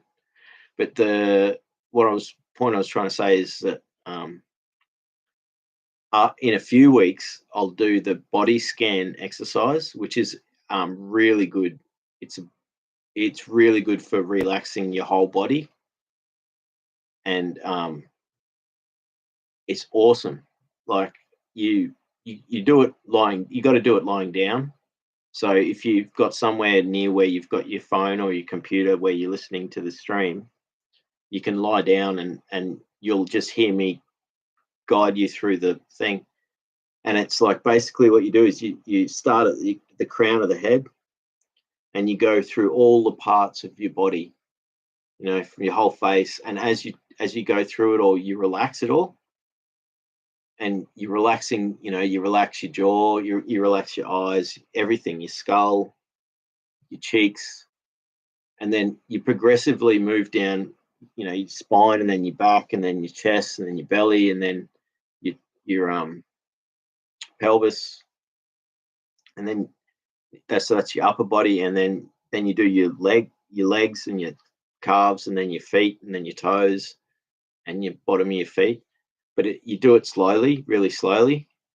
And as you're listening to me, like when this will be in a few weeks, So then you listen to me, and as I'm telling you to focus on the different part of your body, you've got to focus on it and think about it. So I say, now go to your cheeks, and feel feel your cheeks. Your cheeks, you know, hold a lot of tension in your cheeks because you use them for talking. So um, relax them. And the same thing with your eyes. When you relax your eyes, you actually feel, it's amazing. It's the best thing. Like, you actually relax your whole body.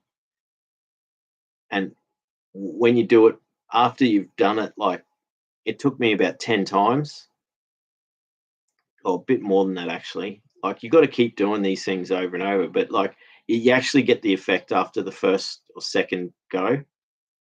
Um, but once you've done it enough times, you really relax your body, and it's like you relax your whole body once you've gone through the whole thing, and you feel your entire body, and you're lying down, and then you stay in that state of relaxed.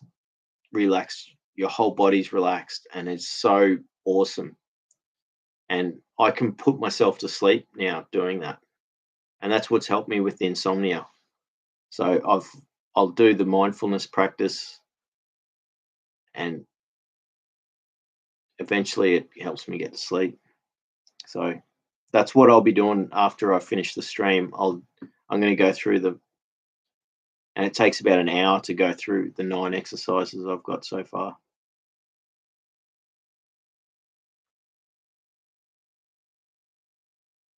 Where are we? Noah says, "Oh yeah, I read that one. I hope you get a really good." Yeah, thank you for that. That's a lovely comment. Emin Bells says, "I wish I could switch up places so everyone had a sense of how it is to be living in Australia, Florida, Switzerland, UK, etc." Yeah, wouldn't that be cool? If we could just like click our fingers and it's like, yep, I'm in Switzerland, because I'd love to go to Switzerland, and I'd love to go to the States and or UK. It'd be awesome. Imagine that. We could just go switch up for a couple of hours, and then fl- click our fingers and go back to where we were. So yeah, I've never really traveled, so um, I don't have that experience of of that. I'd love to, though. It's never too late. One day, maybe. I've got I've got big priorities in my life now, is to really heal and get better at so many things, and just enjoy life. And once I once I get that happening, like, then I'll think about traveling. But for the next few years for me will be to actually um, establish a business, and a small business where I can work for myself, because I used to work for myself for like 5 years, uh, before like my terrible year that I had last year. So I don't want to. I could go and work for a company or something, but for me, and with my condition with the CPTSD, um, I need to be doing a job that suits the stress and stuff. Even though I know I'm going to heal and I'm going to be strong again, I need to make sure. I need to make the work. I need to make the work for me. So I will work for myself, and that's my goal for the future. And it's going to happen. I'm working towards it. But that's a great comment, Emin Bells. Wouldn't it be cool to just switch up places, see what it's all like? because it's all such different places. I don't think it snows when Noah is, but it snows where you are, and I don't know if you get snow where you are, Alex, but you get a lot of rain where you are. Oh, you're in Florida. No, you don't. You don't get snow there at all, but you get perfect weather. Florida's sort of like Queensland weather where I am. Um,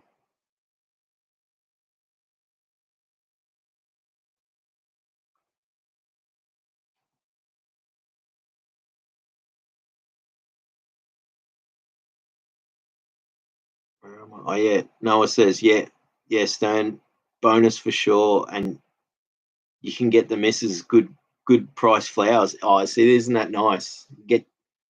Buy your missus some flowers while you're at the market. See, how good's that? And you get the best pick of the flowers if you're there early.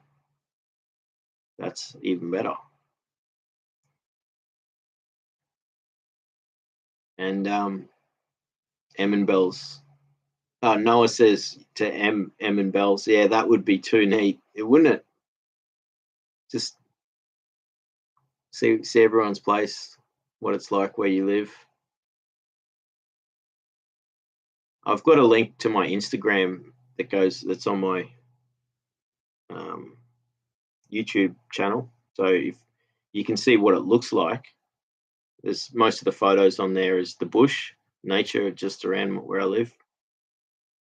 So mostly of trees and sunsets and stuff like that. So it doesn't really. Um, yeah, Stem says, yeah, is this a yoga nidra sort of body scan? It is. It's very similar to that. Very, very much the same. Um, pretty much it's the same. Um, and a friend of mine is a yoga nidra teacher, and she gave me a copy of her audio recording of it, and it is very, very, very much the same. I would say the body scan, the mindfulness version that my teacher has given me, is maybe a little bit more in depth. Like it like you you do all the sections, and um, you relax all the sections. Like it's like when you go down your spine, like you go down every vertebrae sort of thing, and you really do it slowly. And then that's the only difference that I've noticed. It's maybe more detailed. Um,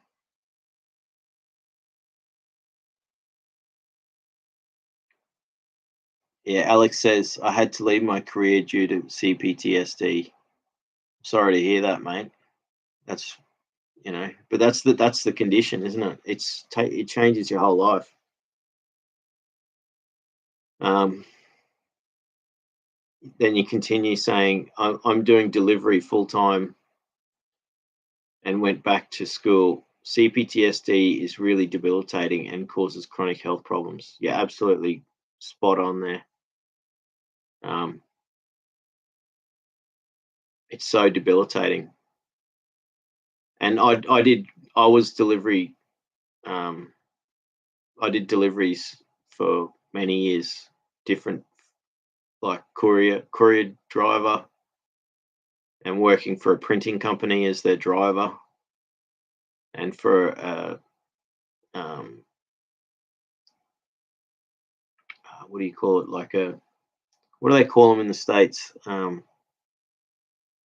Surplus yard. Surplus shops, sort of like that. I would go and collect the stuff from businesses, so I drove a little truck around. But I did driving for most of my jobs, like probably half of my jobs driving, and I didn't mind it, but I actually got stress from it. And you know what, Alex? I actually quit job, my last job where I was a driver, because there was roadworks in this place where they're building a bit of a highway in the city, like a freeway. And they were digging up like a golf course. And what they didn't do was they didn't go and catch and relocate all the birds from like this pond. And so this bird walked across the road, and I slowed down. It was roadwork, so we were going slow anyway, like it's lower speed limit. And I slowed down, and like because this bird was walking out, I wasn't going to hit it, and I slowed down and stopped. And car behind me stopped, car behind them stopped, and the third car behind wasn't paying any attention and was coming through and was speeding. And so had this bang, massive 4-car crash. And I was stopped stationary at the time, so I was just sitting there, and then just suddenly, and so I was traumatized by that, and I had quite a few traumatic things in that job that added to my CPTSD. This is the thing with me is that I already had it from the childhood trauma, and then I had adolescent trauma, and then adult trauma. It never ended for me, like this stuff, and so it compounded. Like it just kept getting worse. But the good thing is that I'm processing it now, and I've processed most of it, and now it's debilitating. It absolutely is. It's completely debilitating. That's why I had executive dysfunction, in 2017 or whatever, because I'd had 3 or 4 traumas over 3 or 4 years, and they were all major. And I also had the childhood trauma, so that was always there. But then I had these major multiple traumas, and then it's debilitating, man. It affects everything, and exactly what you say, it causes chronic health problems like stomach, your nervous system, your heart.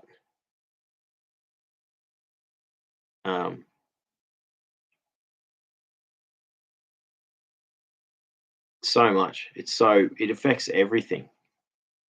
So it's so good that we're learning all this stuff to help heal. And obviously, on top of all that, I used to drink and smoke to alleviate the symptoms. So I was, making it worse for myself for years. So I was adding to it. I wasn't making it better. And if only I knew, again, I can't dwell on it, but it was, I am angry about that, really, but I can't dwell on it. It's time lost, and I'm still got my health now. So, I, but I, it has done damage to me, and I've talked about this in other streams. I have the adrenal fatigue body type, so I've got, like, if you look at the outline of my body, I've had that much adrenal fatigue. It's changed the shape of my body. Like that's it's not only it's affected, and I've even said this in other streams. I started going bald when I was like 19 years old, or 18, 19. And I'm fully bald now, but like I think that was associated with the CPTSD, stress related. Over, um, but certainly it's affected my body shape, and um, it's affects everything. But you can heal the vagal nerve. You can repair the vagal nerve. Um, it it um, it it can cause developmental issues in your brain. Your hippocampus can be affected. Doesn't develop as the same. But with neural plasticity, you can overcome all these stuff. So you can, if if you work on all these things, you can, and also learning to re-regulate, you can strengthen your nervous system, your parasympathetic nervous system, so that it doesn't keep you stuck in that fright mode all the time and over secretion of hormones and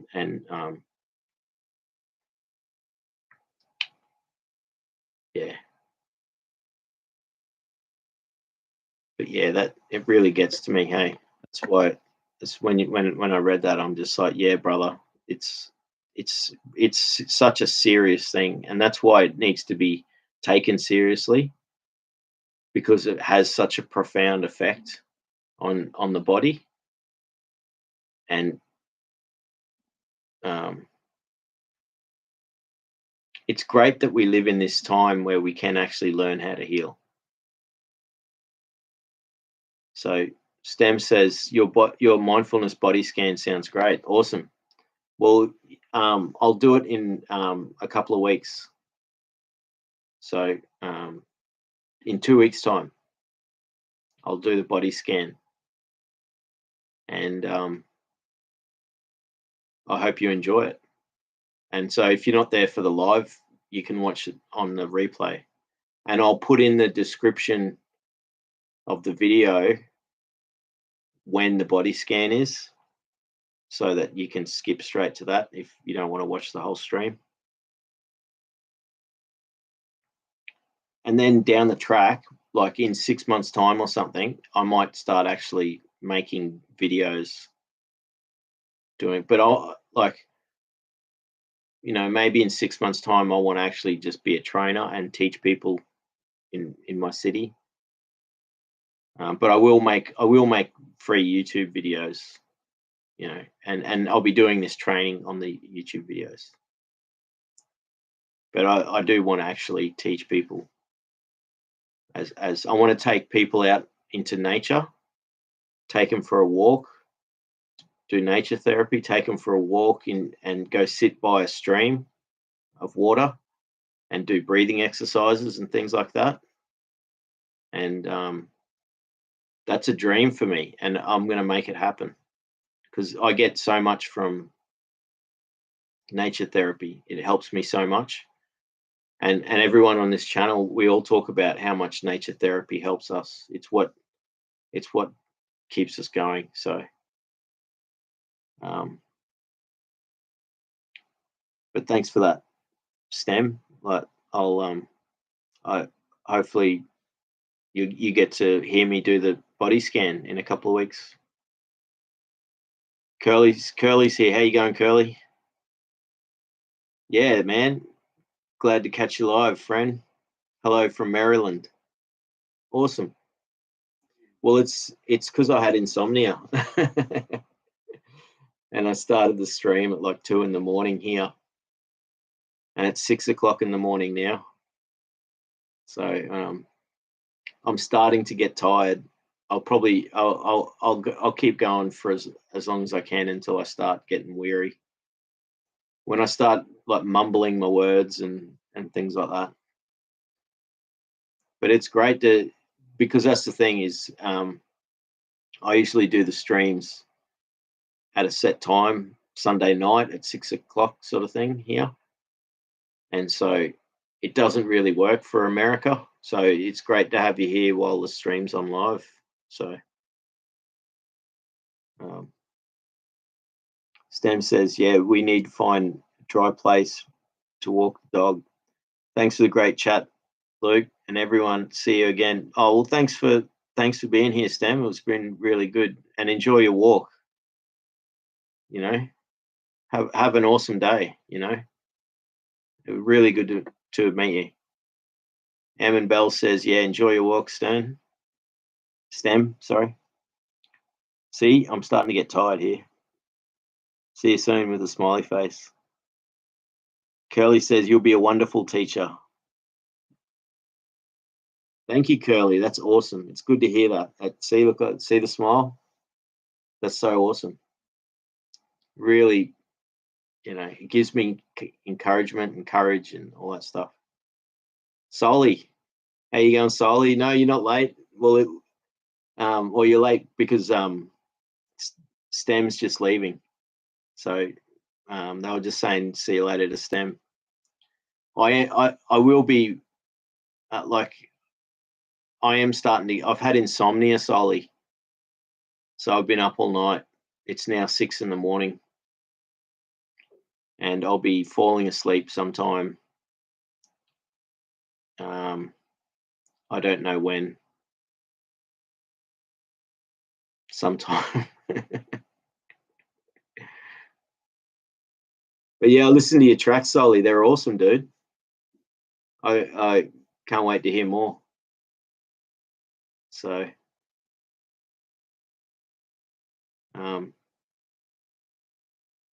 you're not late at all. It just happened to be the time. So, I don't know what time it is in Europe at the moment.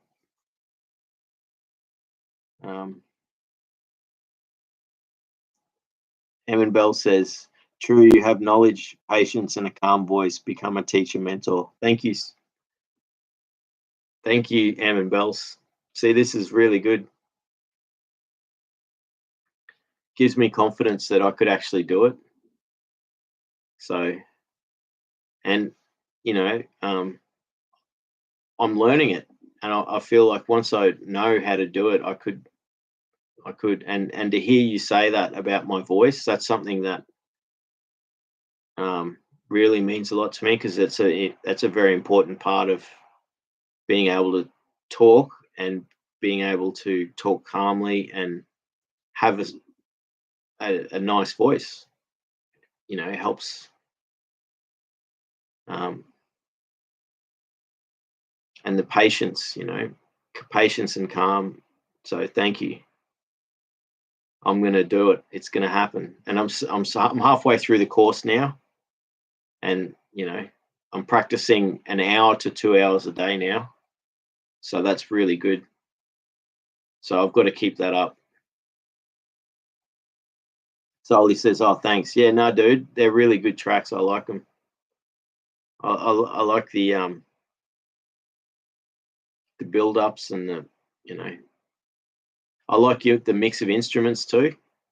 When you described to me the music, I was like, you described it well. So keep making it, man, and keep putting it up there. So that's really good. We've had a good chat tonight. Like really, lot of support, and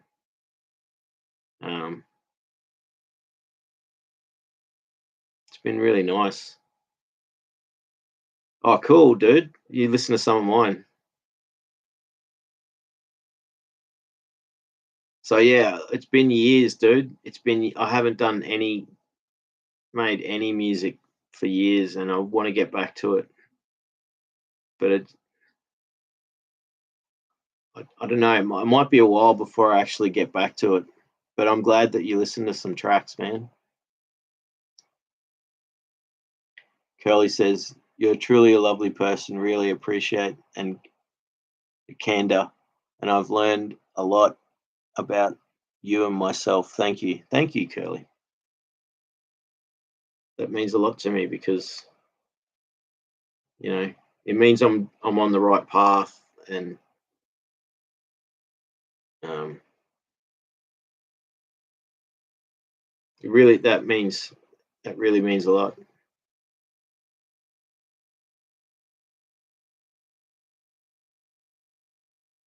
Like I have been talking about how I've been sort of self conscious about stuff. Like I made a few of my streams or my live streams private just today because I was sort of worried that I was talking too much about the trauma itself and the bad stuff, like the bad times I've been through. So I might make them public again, but I know that the ones that I did make private, I didn't want to really. I wanted to keep them there, but I thought for some reason I thought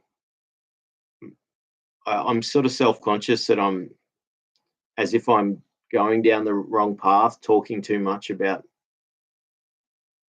stuff. But I don't know. And then I read your comment, and then it gives me courage, for what I'm doing. So thank you, and I get so much out of you know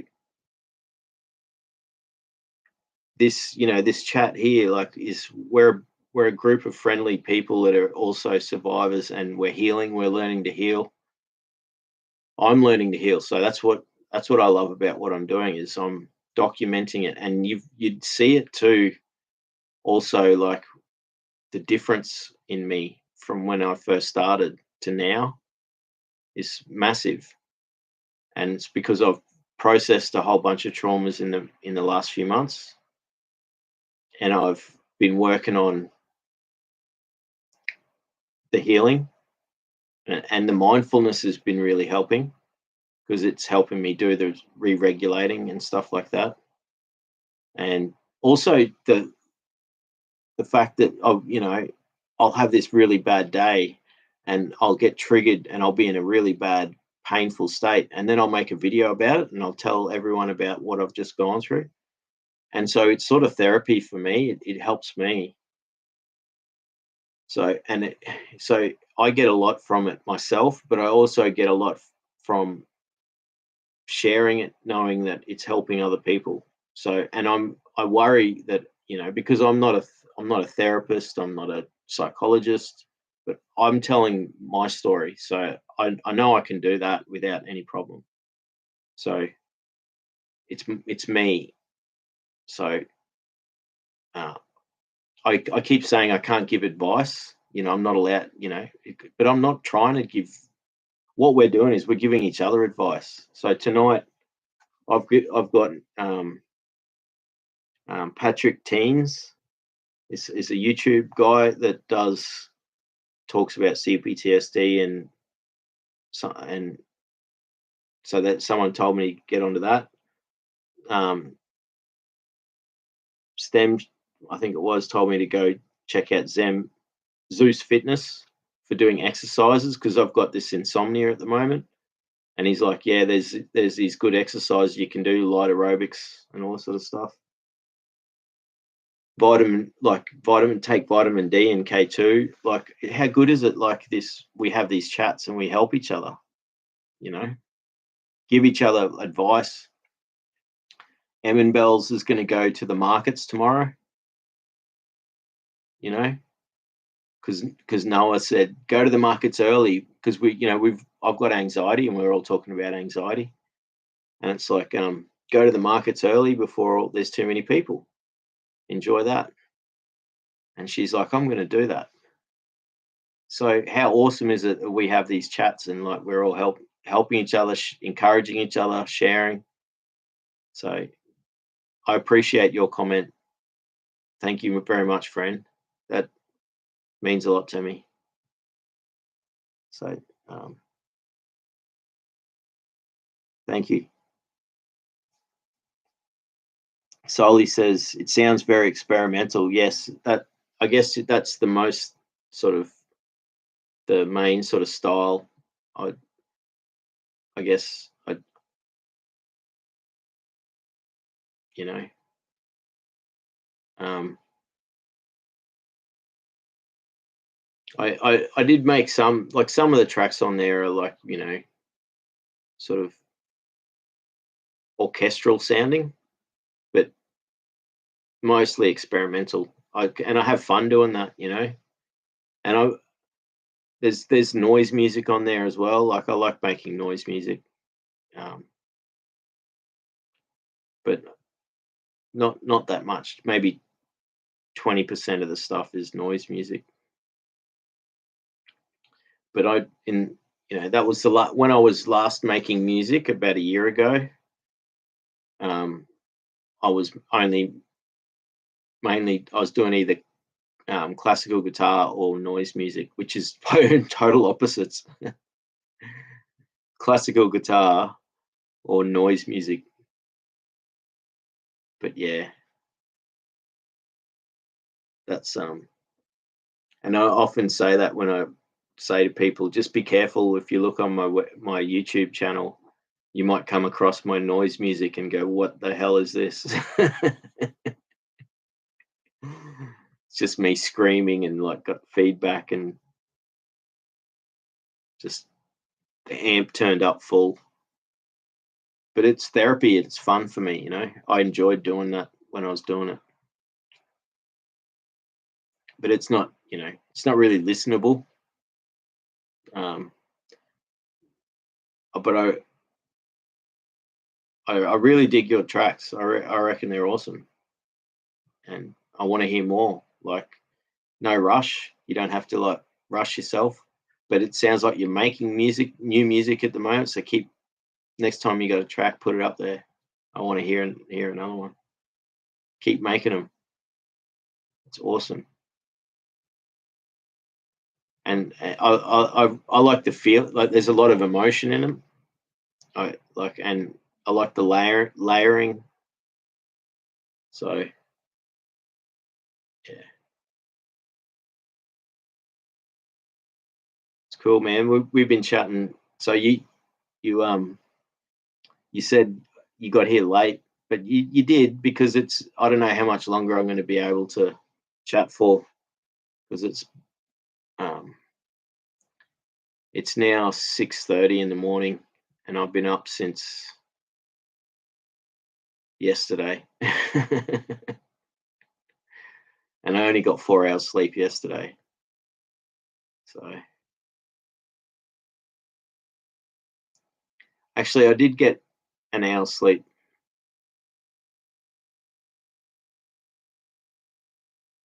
I did get an hour's sleep, like in between, but that's not enough. Like that's not enough. Like that's like just a nap. You know what I mean? It's not like actual sleep.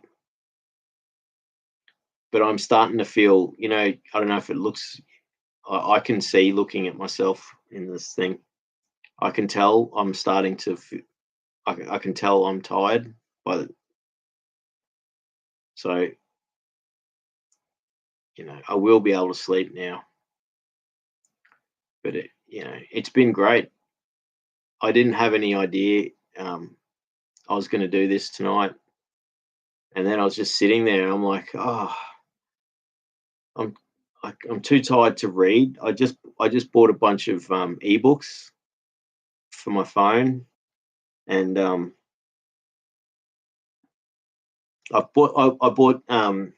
ended up buying it. Body Keeps the Score because I had credit on my Google Play, so I bought it.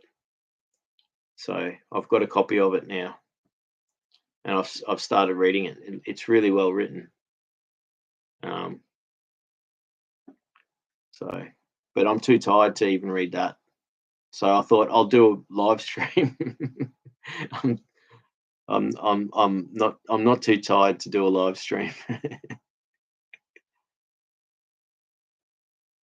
So Soli says, healing is possible. I've done a lot of work and I saw enlightened parts of me that I couldn't believe were real. But the last year felt like a huge step back for me. There's a lot there in that comment, man. It is, yeah, healing is totally possible. And, but I understand what you're saying is like you put in all this effort, but you struggled.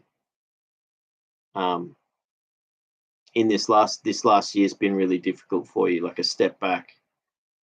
And I'm sorry to hear that. And I hope that it's a step back, but then you're all the work that you've already put in, you're going to move forward again.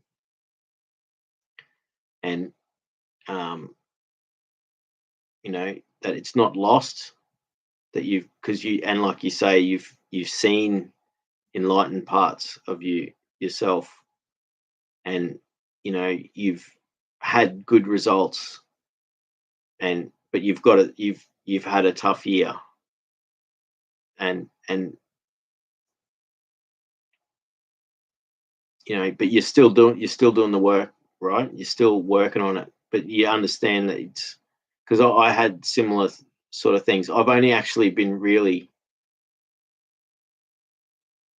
doing the work properly this year. I was going through processing traumas over the last few years, and I was doing the work in that sense, but I wasn't actually doing any of the healing, and I actually went backwards with it. So I had a mental breakdown last year, and tried to end my life. I'm sorry to say that. I mentioned that in the previous. Like, it got really bad for me. It was the worst time of my life, and this is after trying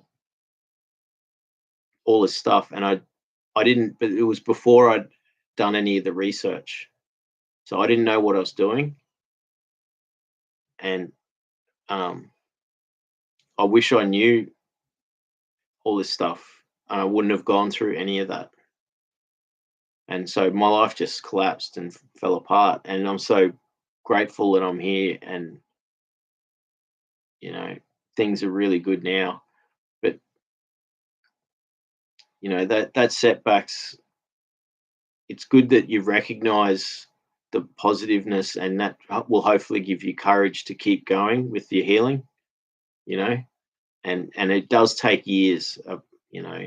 That's from what I understand. Like, and you got to do it in stages, and and you have to go through the pain. And you spoke about that yourself in the last stream you were here, when you're talking about the Wim Hof method, and you're saying, look, it brings up, like, it brings up the pain, so you be prepared for it, and so you understand that by going through the process, it's going to be painful. So I hope that you know I hope that you're getting back on track after this setback, and think of it just as a setback, and you're going to keep moving forward, or step back, same thing.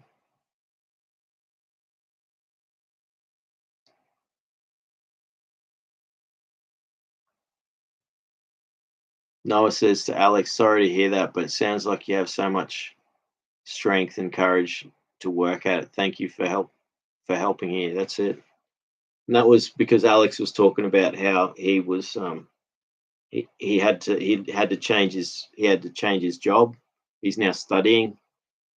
So his whole life's changed because he's gone through the healing process himself. And Alex is really focusing on it too. He moved where he was living, and and he's also talked about his setbacks and stepbacks from difficulties, because it's not easy.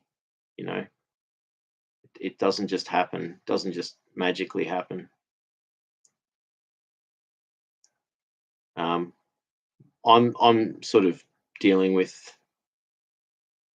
that, and I talk about um, my setbacks often with, and for me, they're not happening. Is like I'm sort of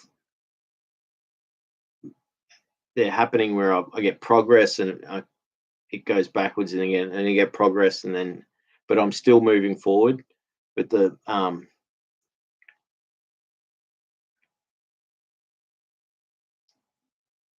yeah, brother, I hear what you're saying, and also this is Sully and Alex, like we're all on this healing path here, But like just with the putting in that effort and it's it's not wasted when things don't work out because you have to try things out too, you know. Um,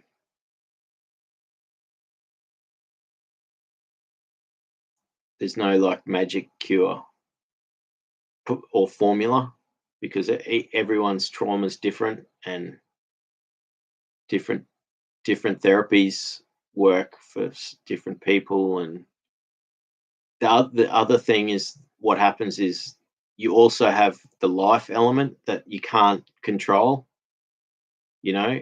And I think that's one thing that's affected me is that, I'll be doing all this stuff, but then there's these external factors that come in and then they affect the progress that I'm doing, and then I get disheartened by it. But I have to just realize that there's always going to be these external factors that are going to be trying to mess up and slow you down, and so you've got to sort of navigate those things as well. It's like you're on a path through a jungle, and it's bad enough that there's all the vines and the thorns and things that can bite you and scratch you,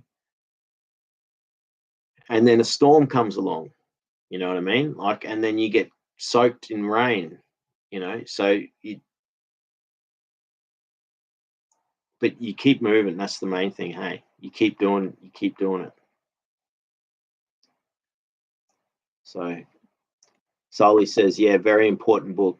Yeah, I'm glad I've got it now. And I've been watching a bunch of his video, like interviews with Bessel, and um, I really, I really like his attitude, and I'm enjoying the way it's written. I'm excited to read it now. So um, that'll be like the next bit of while. Um,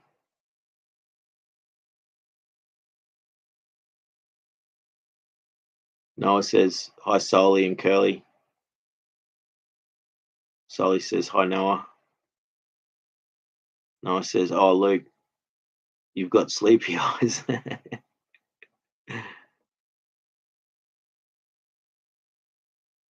Curly says hi, Noah. Noah says, so nice to see you both. I'm sorry if I upset anyone too, just then talking about, what I went through in the last year. I try not to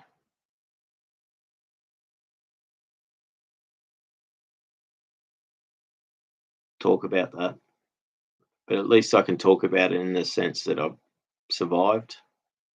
And I'm sorry if it was confronting to anyone.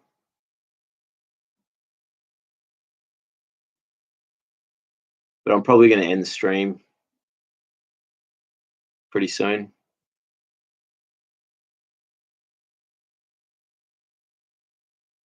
Curly says, thank you again for sharing, Luke. Get some sleep.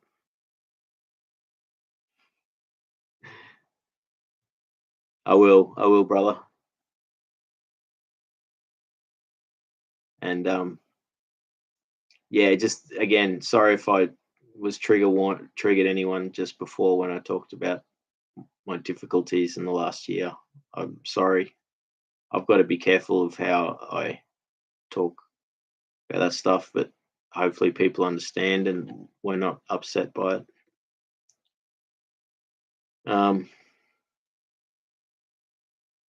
Because things are good now. Things are good, and things are going to get better. So maybe they just dropped out because the internet dropped them. It's that happens all the time. But like I'll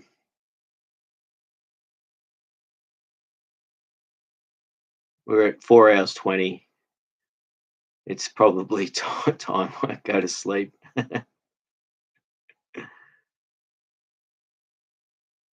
Emin Bells and Noah's still here. Curly's still here. But yeah, Noah says, yeah, you must be my thunderstorm that makes me do better and try things. Good for me. Thank you, Luke. Awesome. That's it. Thank you. And I really appreciate all the love and care and everything I get from everyone. And I hope that you think it's mutual. Yeah, that's it.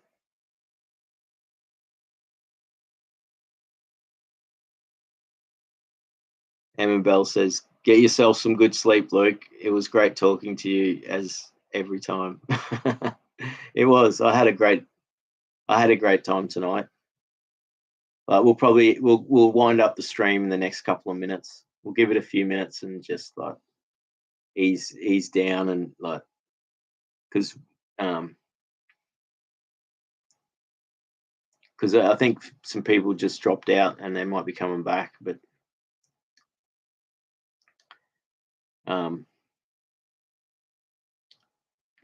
whoever's here, I think we got Curly, we got Emin Bells, we got Noah, we got Soli.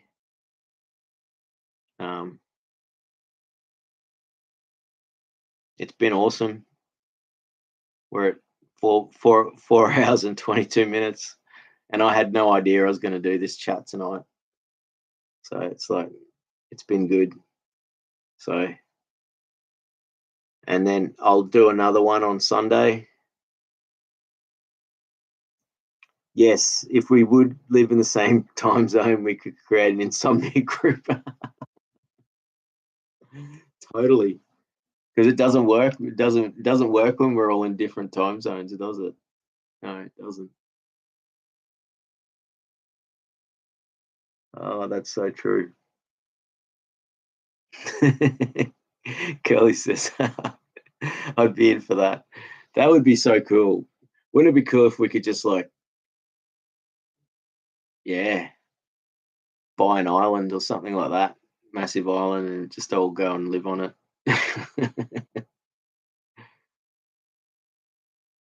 That'd be cool.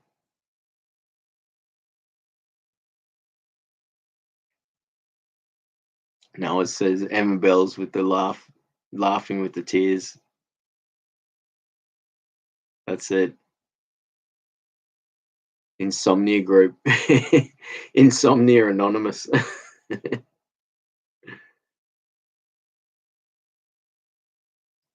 But yeah. No, I really appreciate everyone being here tonight and all the awesome suggestions. You can really see the tiredness now, can't you? Only it's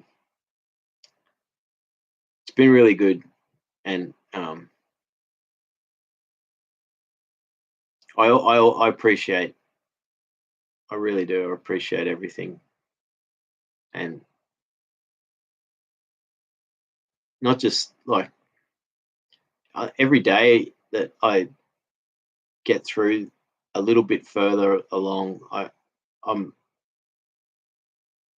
I appreciate having got to this point, and I just you know. And it's so good having this connection, you know, where we can share. And you know, I really do feel like we're getting to know each other, and like we're enjoying each other's company, and um, we have fun as well. And we do talk about the pain, you know, like we have talked about difficulty tonight as well. And because it is difficult, that's what, you know, but we still managed to, like, you would have seen me laugh and smile plenty of times tonight. That's, I get so much enjoyment out of being able to smile and laugh, you know, like, if I'm not doing that, I'm frowning. So I get so much, and I do, I feel the love and from everyone. So, you know, I look forward to the next chat, you know, and it might be an insomnia chat. Who knows? It could be like, it could be perfect timing for some people, and it could be, you know, my usual time is not doesn't suit every part of the world, but you know, I so every so often I'll do a late night stream, so it's good for the states. So, but it was really good. You know, I don't know who's we've got 6 people here, so um, I'll say goodnight to you all. If Alex is still here, good night, Alex. Thanks for being here. You've been awesome. Noah, thanks for being here. You've been awesome. Soli, thanks for being here. You've been awesome. Curly, thanks for being here. You've been awesome. Emin Bells, thanks for being here. You've been awesome. All of you. Yeah, good night, everyone. Eh? It's like, that's it. Oh, it's awesome. It's, yes, that's it. I'll see you on Sunday, Noah. You'll be there. Awesome.